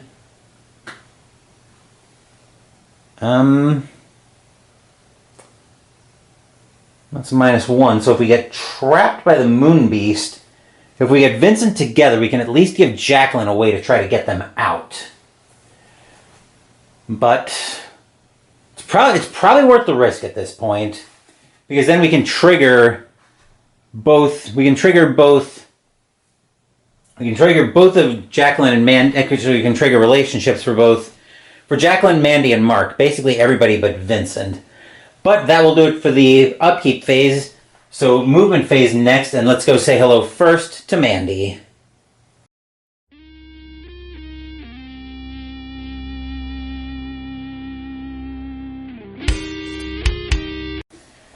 Mandy's movement phase, very short once again. She moves to the second half of another time. That will do it for Mandy. Now let's go say hello. Actually, we can probably get both. We can probably get Mandy, Jacqueline, or not Mandy, Jacqueline, Mark, and Vincent all in one shot. We have to zoom out a bit to get them in, but we can. Jacqueline will move 1, 2 to Arkham Asylum. Mark has enough speed, so he'll move 1, 2, 3 to the Asylum. Say hello to Jacqueline. Then Vincent will move 1 to Miskatonic University Streets, 2 to Merchant District Streets, 3 to Downtown, 4 to Arkham Asylum, and the Arkham investigators are having a meeting at Arkham Asylum, where we're going to do some trading. So Vincent will trade a spectral razor to Jacqueline, along with $1, which will trigger both of her relationships. So she'll trigger business associates with Mark, which will give Mark $1 as well, because they gained it through a trade. And then since Jacqueline gained a spell from the trade with Vincent, Mandy will gain a spell as well. So Mandy will gain Greater Banishment. Casting modifier -2, sanity cost 2, magical spell. Upkeep. You may cast and discard to choose 1-dimensional symbol other than the moon. All monsters with that symbol are returned to the cup. Ooh. We may need to pump her lore up for that one. That could probably be very worth it. But that's it for the movement phase. Arkham Encounter phase next. We'll skip Mandy since she's in another time, and we'll go say hello to our meeting at Arkham Asylum.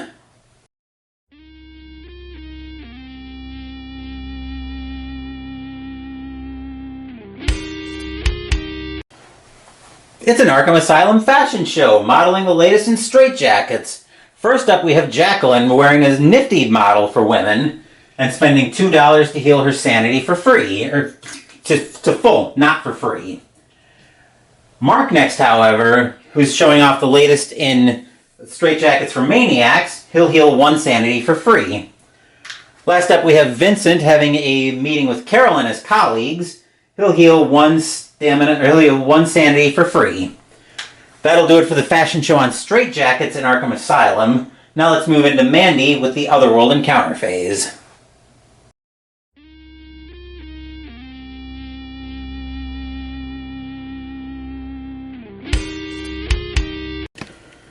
Unfortunately, Mandy's business in another time is a little more serious than a fashion show of straitjackets. She needs a red or a green at another time. Yellow will not help.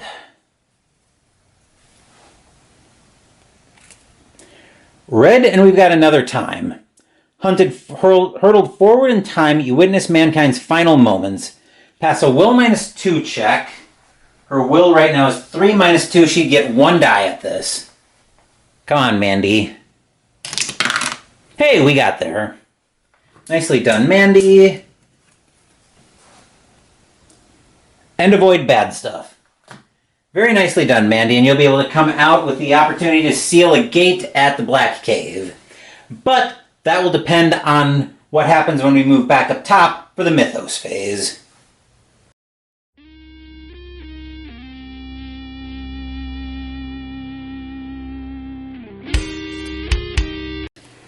Card from the Deck of Doom says, we've got a rumor, oh fun. And we got a gate at the Cold Spring Glen, so that's our first gate up in Dunwich, which will bring us up to 7 Doom. So Cold Spring Glen is all the way up in Dunwich. Clue's just going to vanish, which is unfortunate, but nothing we can do about that.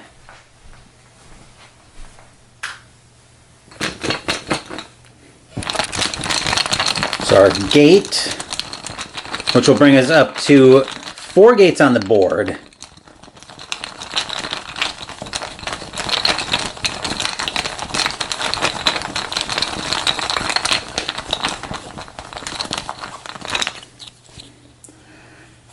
Regular gate is sending us another Plateau of Leng gate, which is a diamond gate and -1. We saw that earlier. And then we need a monster to go with it.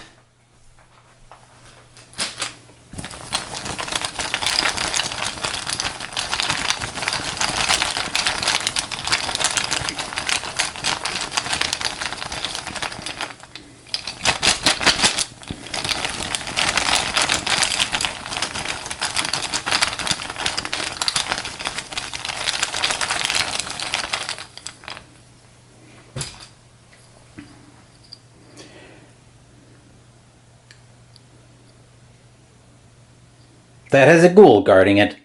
-3 on try to sneak past. A hexagon monster. Ambush.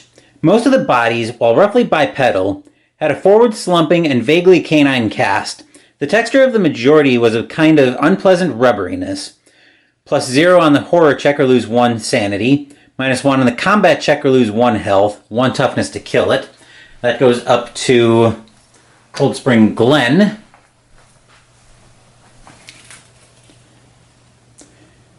Next up we have monster movement. Slash, triangle, and star move on white. Hexagon moves on black. So the Moon Beast moves to downtown streets, and Slash moves on white. So the Leng Spider moves to French Hill. Hexagon, the only other hexagon monster we've got is the Ghoul, which moves on white. If it moves on black next, it'll actually go into the vortex and put our first marker on the Dunwich horror track up in Dunwich. Let's see, rumors. When this card enters play, place 3 stamina tokens per player on it. Any player may pay stamina while in the Northside streets during the Arkham Encounter phase to remove stamina from this card on a 1-for-1 basis. Ongoing effect. Place 1 stamina token per player on this card at the end of every Mythos phase, beginning the turn after it entered play.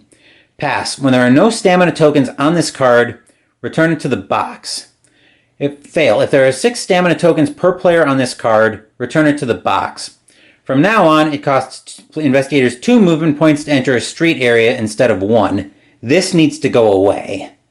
Northside streets, we're going to put that there. And then we place 12 stamina tokens on it.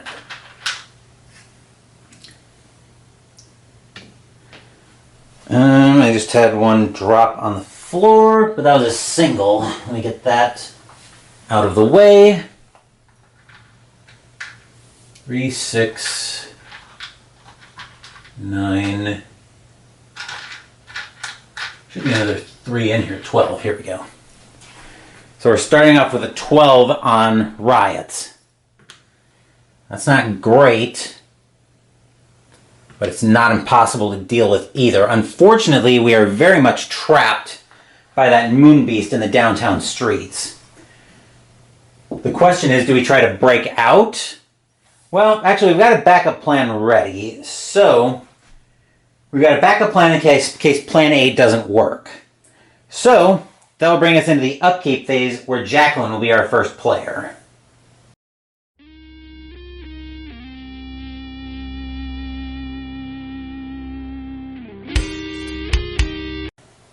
With 3 investigators trapped in Arkham Asylum, we're going to try to break...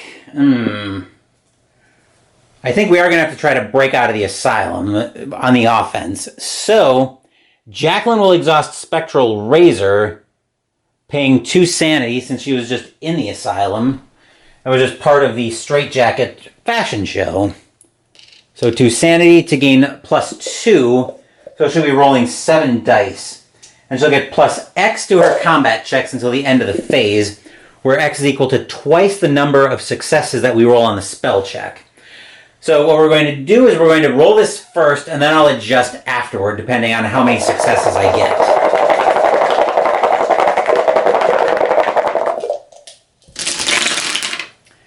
Yikes, we got a total of 1 success, so we got a +2.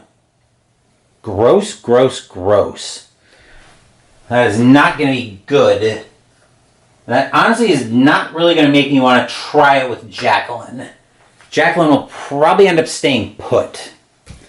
Unless I think I can sneak past a Moon Beast, which I would feel a lot better about with a speed of 1, but we could get her over to Northside Streets if I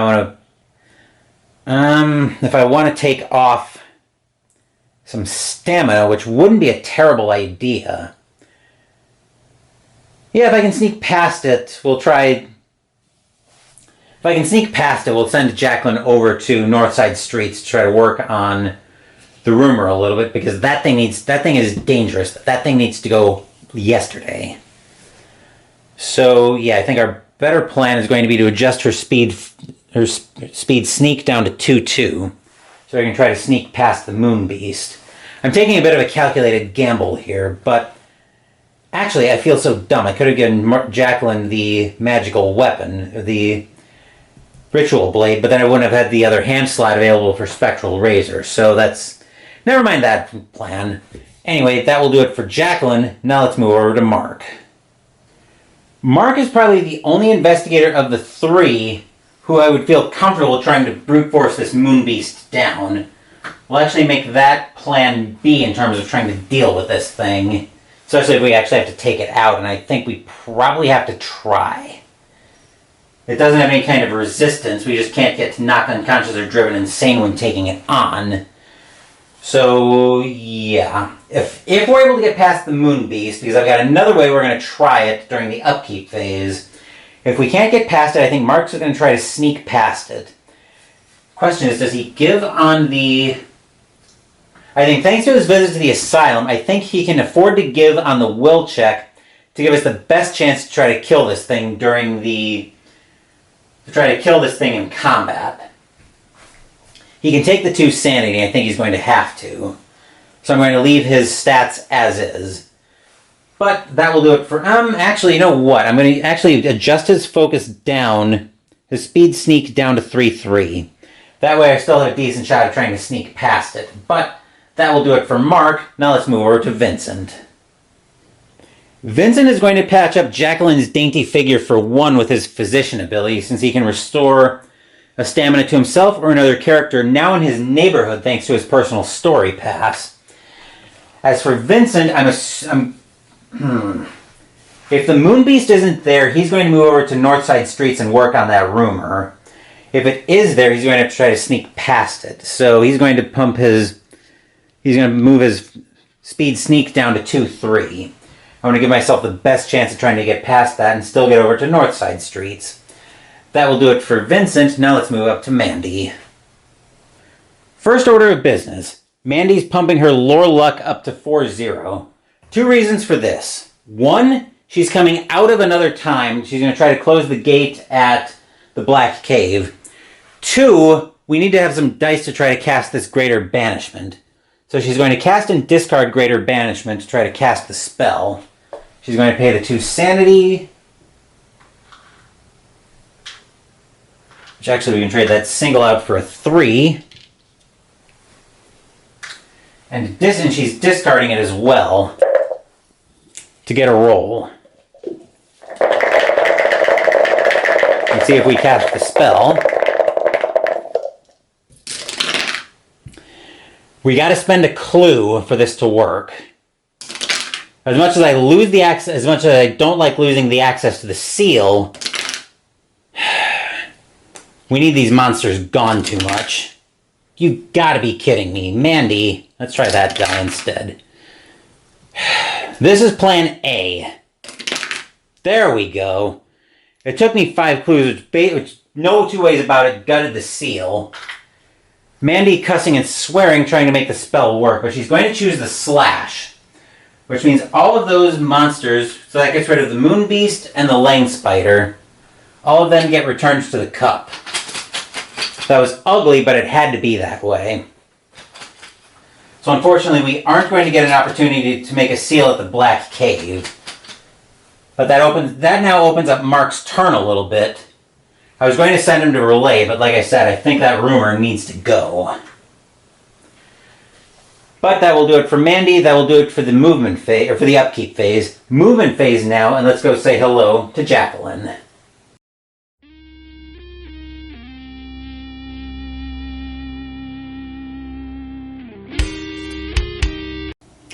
Now that the Straitjacket fashion show is over at Arkham Asylum, these 3 Jokers are all moving over to the north side streets.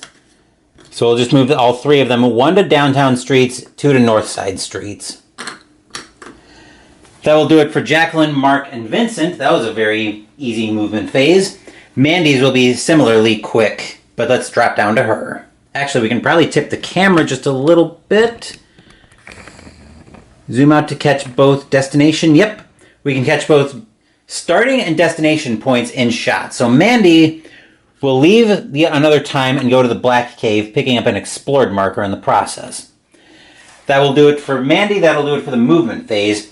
Arkham Encounter phase, and unlike normal, we actually have something to do during the movement phase, during the Arkham Encounter phase in the streets. So let's go say hello to our 3 Arkham Asylum patients who are now in the streets.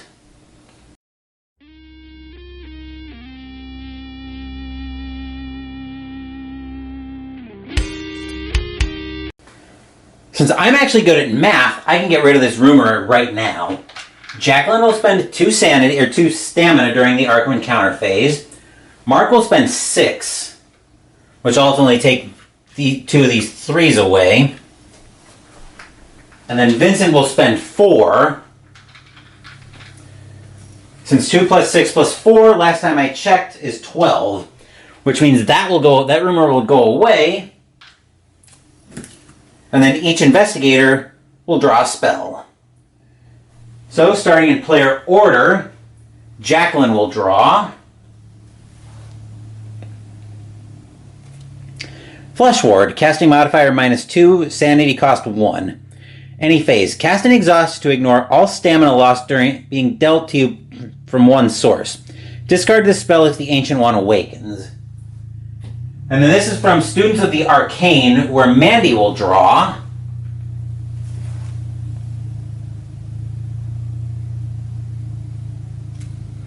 Vision Quest, casting modifier 0, sanity cost 1. Movement phase, cast an exhaust after ending your movement to take all clues that are on the board in your current neighborhood. If we had more clues on the board, that would probably be more useful. Now back to spells from the rumor. Mark will draw. Call Friend, casting modifier +0, sanity cost 1. Movement, cast an exhaust, choose an investigator who has not moved this turn. Move that investigator to your location, to your current space, even another world. That investigator may not move again this turn. That could be interesting. I might consider moving that around and we can start cheesing gates. Vincent will draw.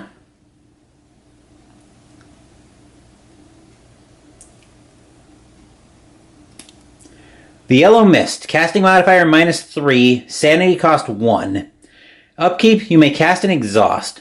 For each success on your spell check, you may return 1 monster from the outskirts to the monster cup.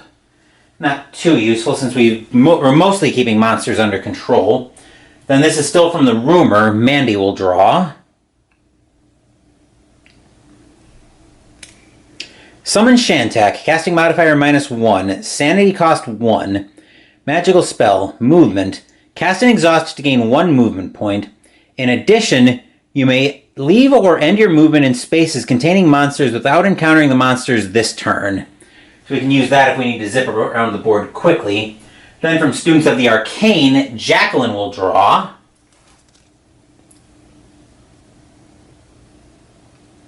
Come on. Revelation of Script. Casting modifier +1, sanity cost 0. Any phase. Cast an exhaust to gain +3 to all lore checks except for spell checks until the end of this phase. Okay, that could be useful later on. That was Jacqueline's spell from Students of the Arcane. So I'll do it once again for our Arkham Asylum trio. Now let's go say hello to Mandy, who's trying to close the gate at the Black Cave. Mandy is a +0 on another time gate, and she's got 4 lore. We pumped it up during the Mythos phase. Or during the upkeep phase, I should say. And that's a success. So Mandy gets to take another time as a gate trophy. I don't think we have any square monsters on the board. We do not. That being a hexagon gate would have been very welcome, because that would get rid of the ghoul, but nothing doing there. So that will do it for Mandy's Arkham Encounter phase. We have nobody in another world, so we'll blow through the other world encounter phase, and then we'll move back up top once they get the dice tower out of shot. Just grab it with 2 hands, Phoenix. We'll move back up top for the Mythos phase.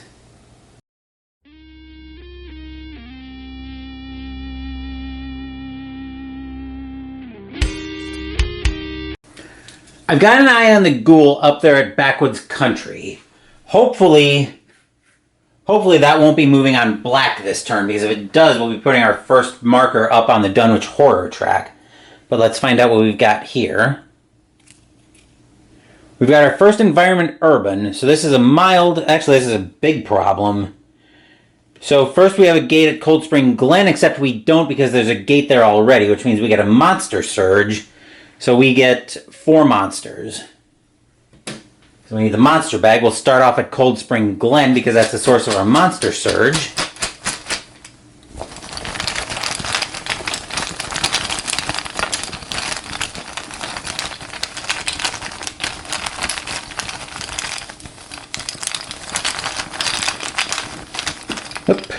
We'll use that as our monster. I started taking a look at it. We've got a fire vampire, +0, a star monster. Ambush, physical immunity. 1,000 tiny fires, the size of match flames, swept from the night sky. The old man was suddenly radiant with light. No horror check, -2 on the combat check or lose 2 health, 1 toughness to kill it. That goes to Cold Spring Glen. Next we'll go to the Unnameable.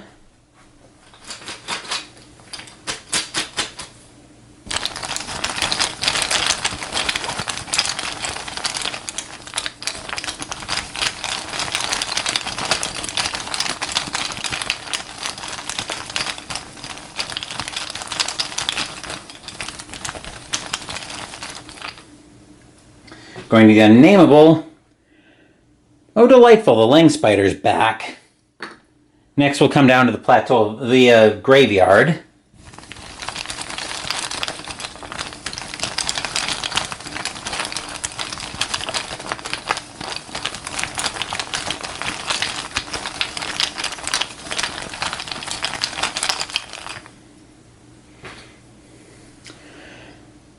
Oh, the Wraith is back again. Delightful.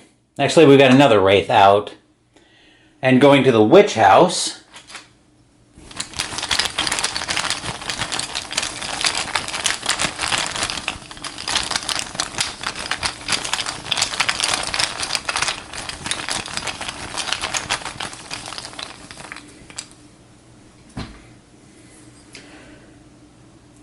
We've got another ghoul. How delightful.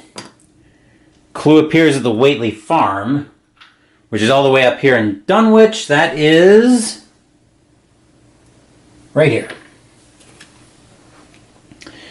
All right, cross moves on white, moon moves on black. So both of the wraiths are going to move out to the respective streets, see nobody there, and they'll go up to the sky. The same thing will happen with the Wraith of the Merchant District. Flies out to the Merchant District, sees nobody here, and moves out to the sky. I don't think we have any other cross or moon monsters on the board. We do not. Okay. Songs from the Woods, Environment Urban. Goatspawn, Chochos, and Dark Young have their toughness increased by 1. So this Mystic card goes away. And we get Act 2 because we're putting an Environment Urban card into play. So we draw. Act 2. When this card enters play, the investigators may immediately remove 1 Elder Sign from the board to return this card to the top of the Act deck. If the investigators do not do so, this card remains in play for the rest of the game. While this card is in play immediately after an Environment Weather Mythos card is drawn during the Mythos phase, the first player must put the Act 3 card in play, setting it on top of this card. That's bad. I was looking at these last night, and so I kind of know what we're expecting. We need to get Jacqueline Clues pronto, because she's going to be our one way to stop that. But I don't think... Actually, Nope, she's going to be 1 space short of the 1 space that has 2 clues on it. We are into a new upkeep phase, though, and Mark is our first player.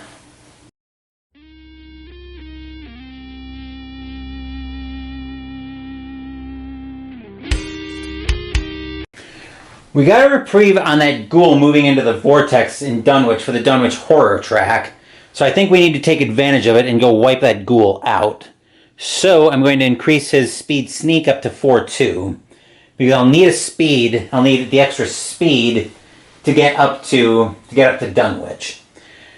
I'll probably do a little bit of trading on the way, though. Yeah, we'll do a little bit of trading on the way. So that will do it for Mark. Let's move over to Vincent. Looking at Vincent right now, I'm trying to figure out who I want to use his physician ability on.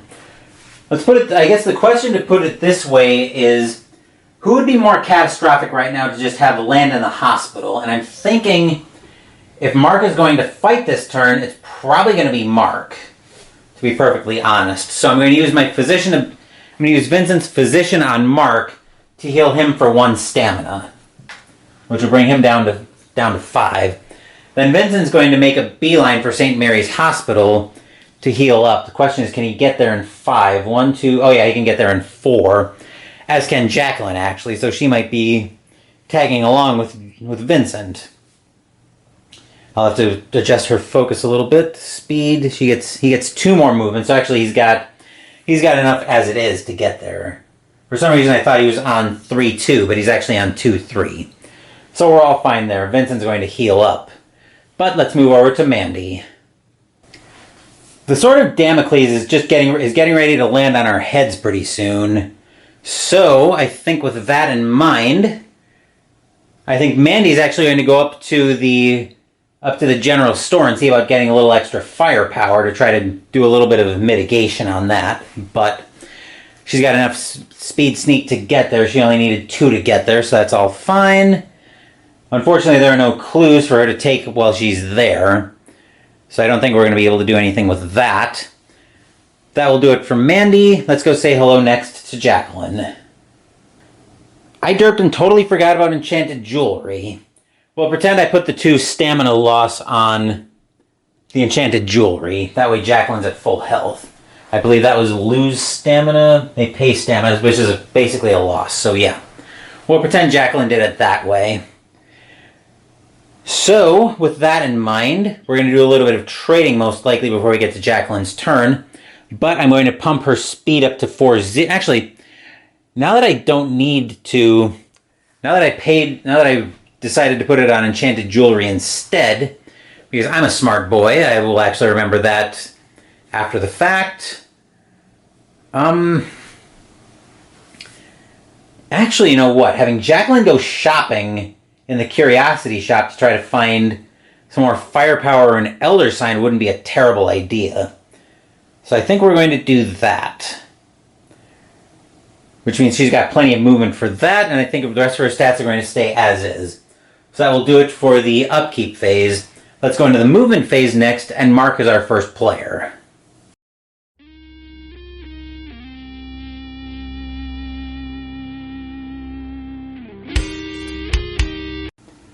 Before we have Mark leave the space, he's our first player, he's going to do some trading.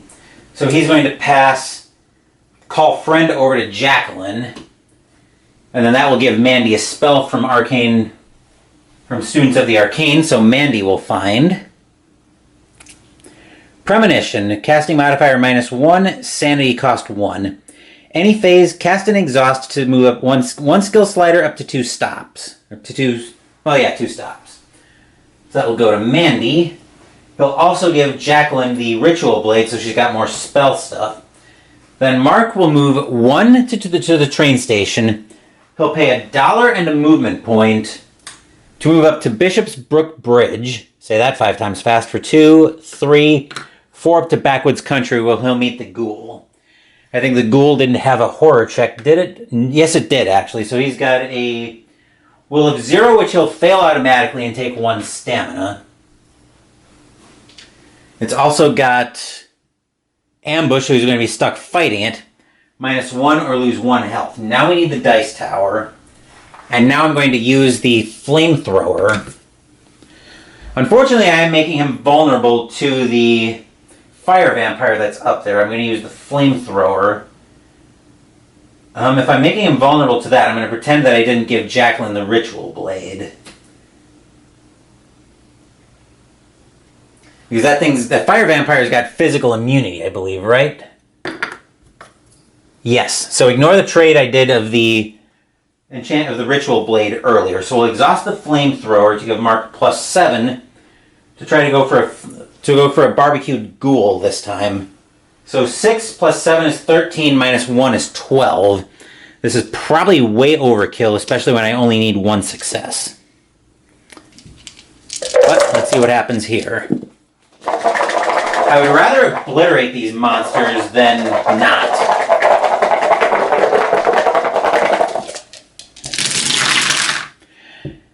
And I see way more than enough successes, so Mark will claim the ghoul as a monster trophy. That's it for Mark. Vincent is making a beeline for St. Mary's Hospital. 1, 2, 3, 4. 1 to the Merchant District Streets, 2 to Miskatonic University, 3 to Uptown Streets, 4 to St. Mary's Hospital. Mandy similarly will move 1 to Rivertown Streets, 2 to the General Store. And Jacqueline will follow along with Vincent. Actually, no, Jacqueline is going 1 to the Curiosity Shop to go shopping. That's it for the movement phase. Arkham Encounter phase next, and let's go say hello. Actually, we can probably get everybody... Yep, I think we've got everybody just barely in shot. So we can go ahead and get into the Arkham Encounter phase.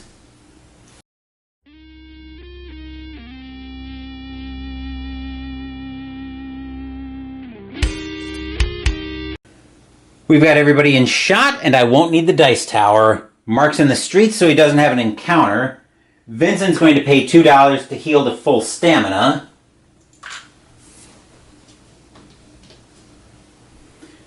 Mandy's going shopping at the general store. There's text here on the board. Instead of having an encounter here, you may draw 3 common items and purchase one of them for its list price, but discard the other 2. First up we find a carbine rifle for $4. Physical weapon one-handed. Any phase, exhaust before making a combat check to gain +5 to the check. Next up, safety deposit key for $2. Spend 1 movement point and discard this card while in the Bank of Arkham to make a luck -2 check. If you succeed, draw 1 unique item. If you fail, gain 2 clue tokens. And Dark Cloak, +1 to evade checks for $2. I think she's going to take the carbine rifle. So she'll go down to $1 with that. And the other 2 will get discarded. That will move over to Mandy. Jacqueline will also go shopping, but this time she's shopping, but she's basically doing the same thing as Mandy is, but with unique items instead of commons. What do I even want here? I think right now it's Elder Signs or Magical Firepower. So let's see what Jacqueline finds. First up, Healing Stone. Upkeep, you may gain 1 stamina or 1 sanity for $8. Discard Healing Stone if the Ancient One awakens. That would be great, but Jacqueline can't afford it. Next up, Wave of Destruction. Mission requiring you to sacrifice a unique item at the Black Cave, then Ma's boarding house, and finally the administration building. Effect, you immediately defeat any 3 monsters on the board, even in the sky, each with toughness 3 or less. And finally, Book of the Believer for $2. Discard this card and spend 2 movement points during the movement phase to make a lore -2 check. If you fail, gain a clue token. If you succeed, draw a spell and gain a clue token. I'll take the Book of the Believer for $2.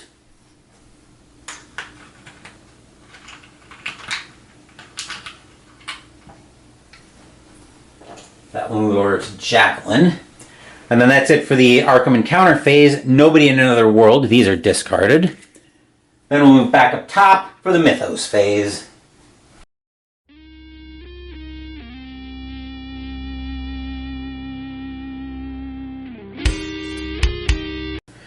Card from the Deck of Doom says, it's a headline. At the Witch House, we start off with that. So we have a monster surge again. We get 1, 2, 3, 4 more monsters. We have 1, 2, 3, 4, 5, 6, 7 monsters on the board. So all 4 of these monsters are actually going to go to the outskirts, which will then be returned to the cup. And it'll increase the terror rating, the terror level by 1. So I'm just going to shortcut that. Clue appears at the Black Cave. So that goes there. Moon moves on white, cross moves on black, none of which we have right now. Oh, wait, moon monsters. This is a problem because I see Mark in the streets. So they're both going to move and say hello to Mark. That is not great at all. We need to figure something out to do about that, which is probably going to be sneaking past both of those. Then I think that covers everything else. Yep. Terror at the train station. A nasty train arrives in Arkham, disgorging 2 monsters into the north side streets.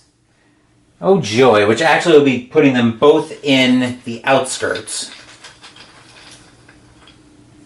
Oop, I drew 3 out. I'm just drawing them off camera, and it doesn't... I'm not going to go through these monsters because they're going to the outskirts anyway. Alright, we just draw 2 out, and one of them I am not sorry at all to see in the outskirts, that being the color out of space.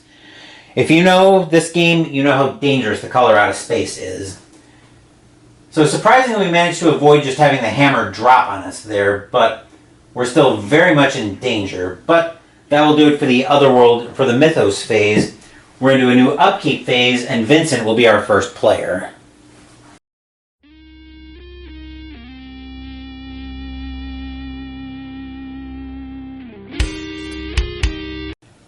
Vincent's going to go back to clue hunting this turn, so we're going to send him over to the woods to grab that clue that's there. He's got enough speed to get over there, especially with +2 movement points from his personal story clear. That will do it for Vincent. Let's move over to Mandy. That clue at the Black Cave is a tempting target, and I could try to nab it, but if I end up with... Actually, no, if Triangle moves, then it would go to the sky. So Mandy wouldn't be trapped there if the Shan moves. If the Shoggoth moves on black, if Diamond moves on black, however, Mandy would be trapped by the Shoggoth. So I'm kind of taking a little bit of a risk there, but it's probably worth it. And plus we're a weather card away from most likely having the hammer drop on us. So I'm not too particularly worried about our position right now. We are, to call a spade, we're in peril at this point. So yeah, I think right now we just kind of do what we can here to try to salvage this mess. So Mandy will go grab that clue at the Black Cave. She's got plenty of speed to get there. I think we'll leave everything else as is. That will do it for Mandy. Let's move over to Jacqueline. Jacqueline could pull Mark out of danger from those 2 wraiths that are pounding him up in Dunwich at Backwoods Country. But I want to try to get those 2 clues from Whately Farm before they vanish on me. So maybe I just wait on her doing that until next turn. That's an idea, especially since Mandy will be first player next round, assuming, again, that's assuming the hammer hasn't dropped on us by then. So I think I'm just going to move Jacqueline up to try to get her a retainer at the newspaper. She's got enough speed for that. So that will do it for Jacqueline. Now let's move over to Mark. Mark's flamethrower refreshes. He's going to push his speed sneak to 3-3 to get 4 dice on trying to sneak past both those wraiths, because I want him to grab those 2 clues at Whately Farm if I can. Granted, if Moo moves on black next turn, then we're going to end up having the wraiths drop into the Dunwich Horror track and the vortex right there. So that's the risk we're going to end up having to take. But that will do it for Mark's turn. Let's move into the movement phase, and Vincent will be our first player.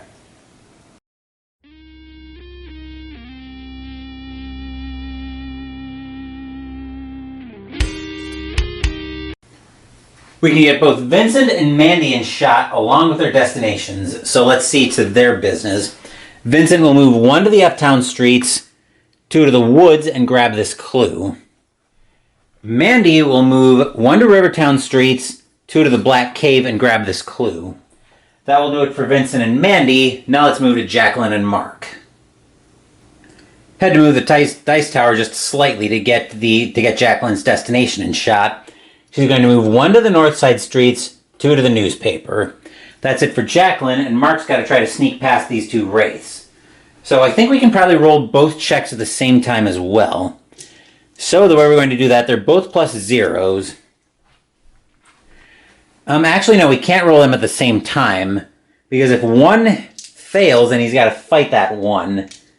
But he can try to sneak past the other one. So we're going to roll for the wraith. We're going to roll from left to right on the wraith. That's probably the easiest way to do this.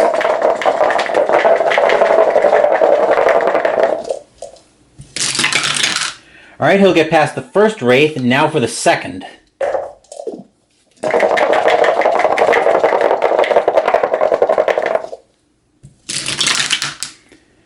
That's not perfect. We'll spend a clue. And pass. It only cost us 1 clue, and we're actually going to net getting 1.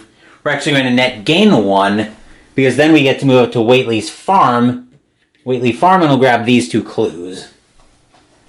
That'll do it for Mark. That'll do it for the movement phase. Arkham Encounter phase next, and let's go say hello to Vincent in the woods.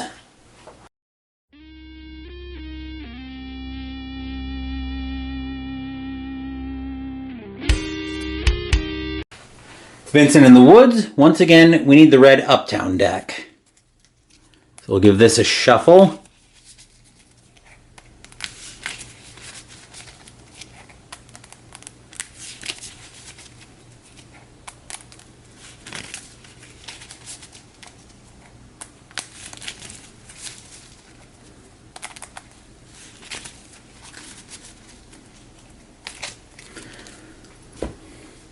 And then our card here, at the woods, Old Shady Sheldon, leader of the Sheldon gang, is here. Do you think you could join my gang? You think you have what it takes to join my gang. If you spend at least 5 toughness worth of monster trophies or a gate trophy, Vincent has neither, so we won't worry about that. She has her boys. If you do not spend the trophies, she has her boys throw you out. Move to the street and lose 1 stamina. So we'll move the dice tower out of the way so we can get Vincent to the uptown streets and lose 1 stamina. That actually kind of helps us because it'll save us a movement point that we'll need later, even though we've got a mess of them already. But that will do it for Vincent. Now let's move up to Mandy, who is in the Black Cave. Actually, we can get Mandy in shot right here now that I look at it. We just have to move the dice tower slightly. It would help if I actually pay attention to that. Once I get that shuffled, I will grab the purple deck for the Rivertown deck. So there's that right there.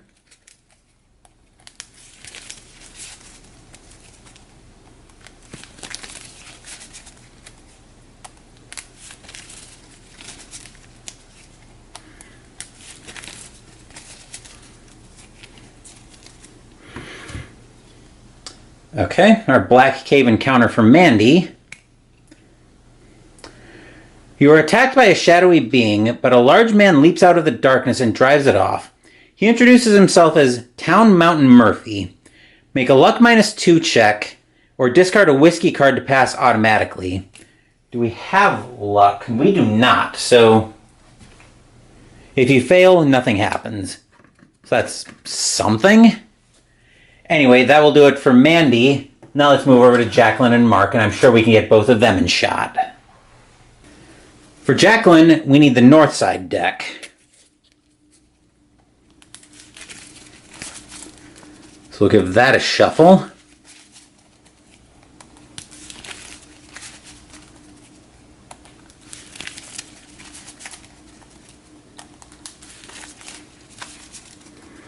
And a cut. And we'll see what Jacqueline's getting up to at the newspaper. Earn $5 for a story. Nice! That should solve Jacqueline's money problems for a while. Mark will need the orange Backwoods Country deck, which I'll get in a second once I put this one back.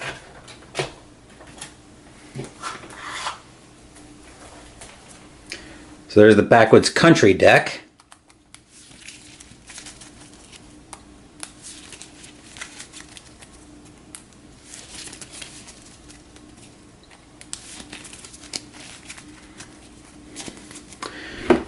And for Backwoods Country, we find...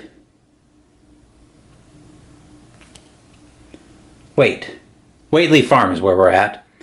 Examining one of the haggard cows that shamble around the farm, you realize that something's been draining the creature's blood on a regular basis. Lose 1 sanity and move to the street. That'll bring Mark right back out to being in danger from the wraiths. So we need to be very careful with that. I'll finish losing a sanity once I find the sanity token. There we go.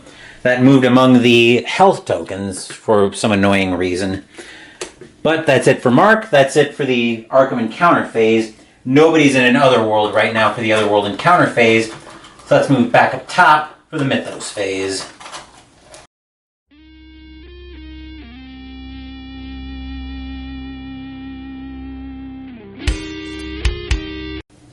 If I'm being honest right now, I kind of wouldn't mind the hammer dropping on us right now, because we're not really making any headway here.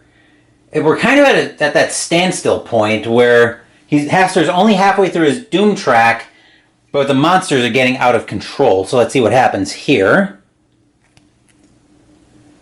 That's a broken sleeve, so I'm actually going to... I'm actually going to plan on re-sleeving that, but we'll shuffle that up and draw again. Actually, I'll put that to the side so I can re-sleeve it. Then we'll draw again. I just want let me make sure we got a good sleeve here. Okay, we do.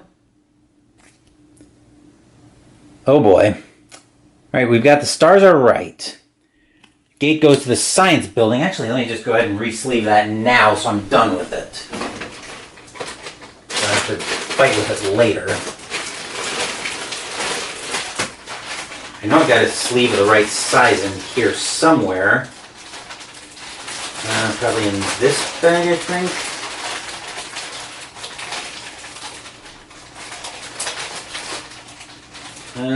Standard won't work for this. I need the green sleeves.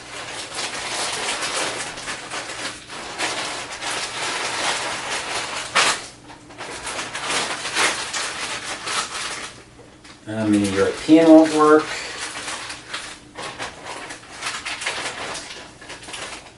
Here we are. It won't be exactly the same, but it will be at least sleeved. That broken sleeve was kind of bothering me a little bit. I think some of these were penny sleeves anyway, so I'm not too broken up about that. That, we'll just move that, we'll just shuffle that back in. So now we need a gate at the science building, which will put the 8th Doom on Hastur's track.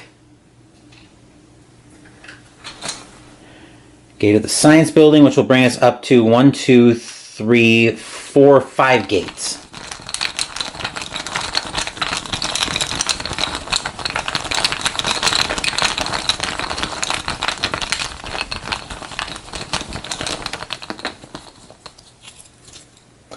Lurker Gate, oh fun.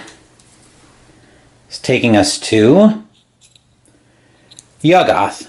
-2, it's an infinite gate, and it's a circle gate. Let's see, 1, 2, 3, 4, 5, 6, 7. Yeah. Right, so this monster is going straight to the outskirts. Once again, I'm not going to bother going through it.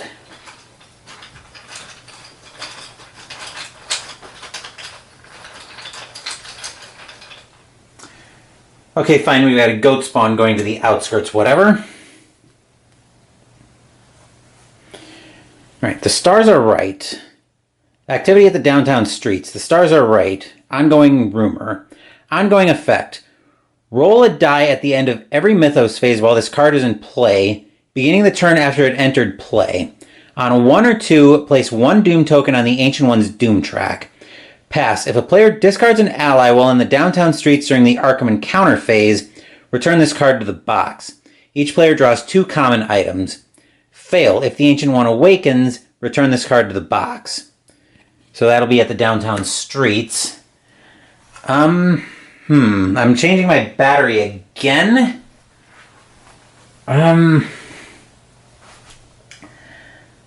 Right. Well, now I've got a decision to make, because I'm looking at the board right now, and I'm not liking what I see. He's on 8 Doom. We could very easily have him wake up. Plus, we've still got the threat of the Act deck hovering over us. Honestly, as much as I don't want to do this, I think I am going to tap out here. I'm looking at the board right now, and we're not really gonna make any headway. And plus, with 1 turn of the card threatening to kind of lose us the game, I'd rather call it now and not have the video be obscenely long than have multiple parts. Plus, I want to get some other games today anyway. So we're going to accept the L on this one, and Hastur will win Christmas in Arkham 2-0. But at least we'll have our same team for the last leg of the campaign next week as we play Elder Sign. As for what's coming up on the channel, tomorrow, I don't know what we're playing on the channel yet tomorrow. I've got a couple appointments tomorrow, but I'm sure we're going to have some kind of gameplay on the channel. What that will be, I haven't decided yet, but it'll probably be announced when the video goes live. As for Mystical Munchies, but I'm trying to do a better job of cross-promoting that as well. We'll be continuing out of the Final Fantasy XIV Ultimate Cookbook this week.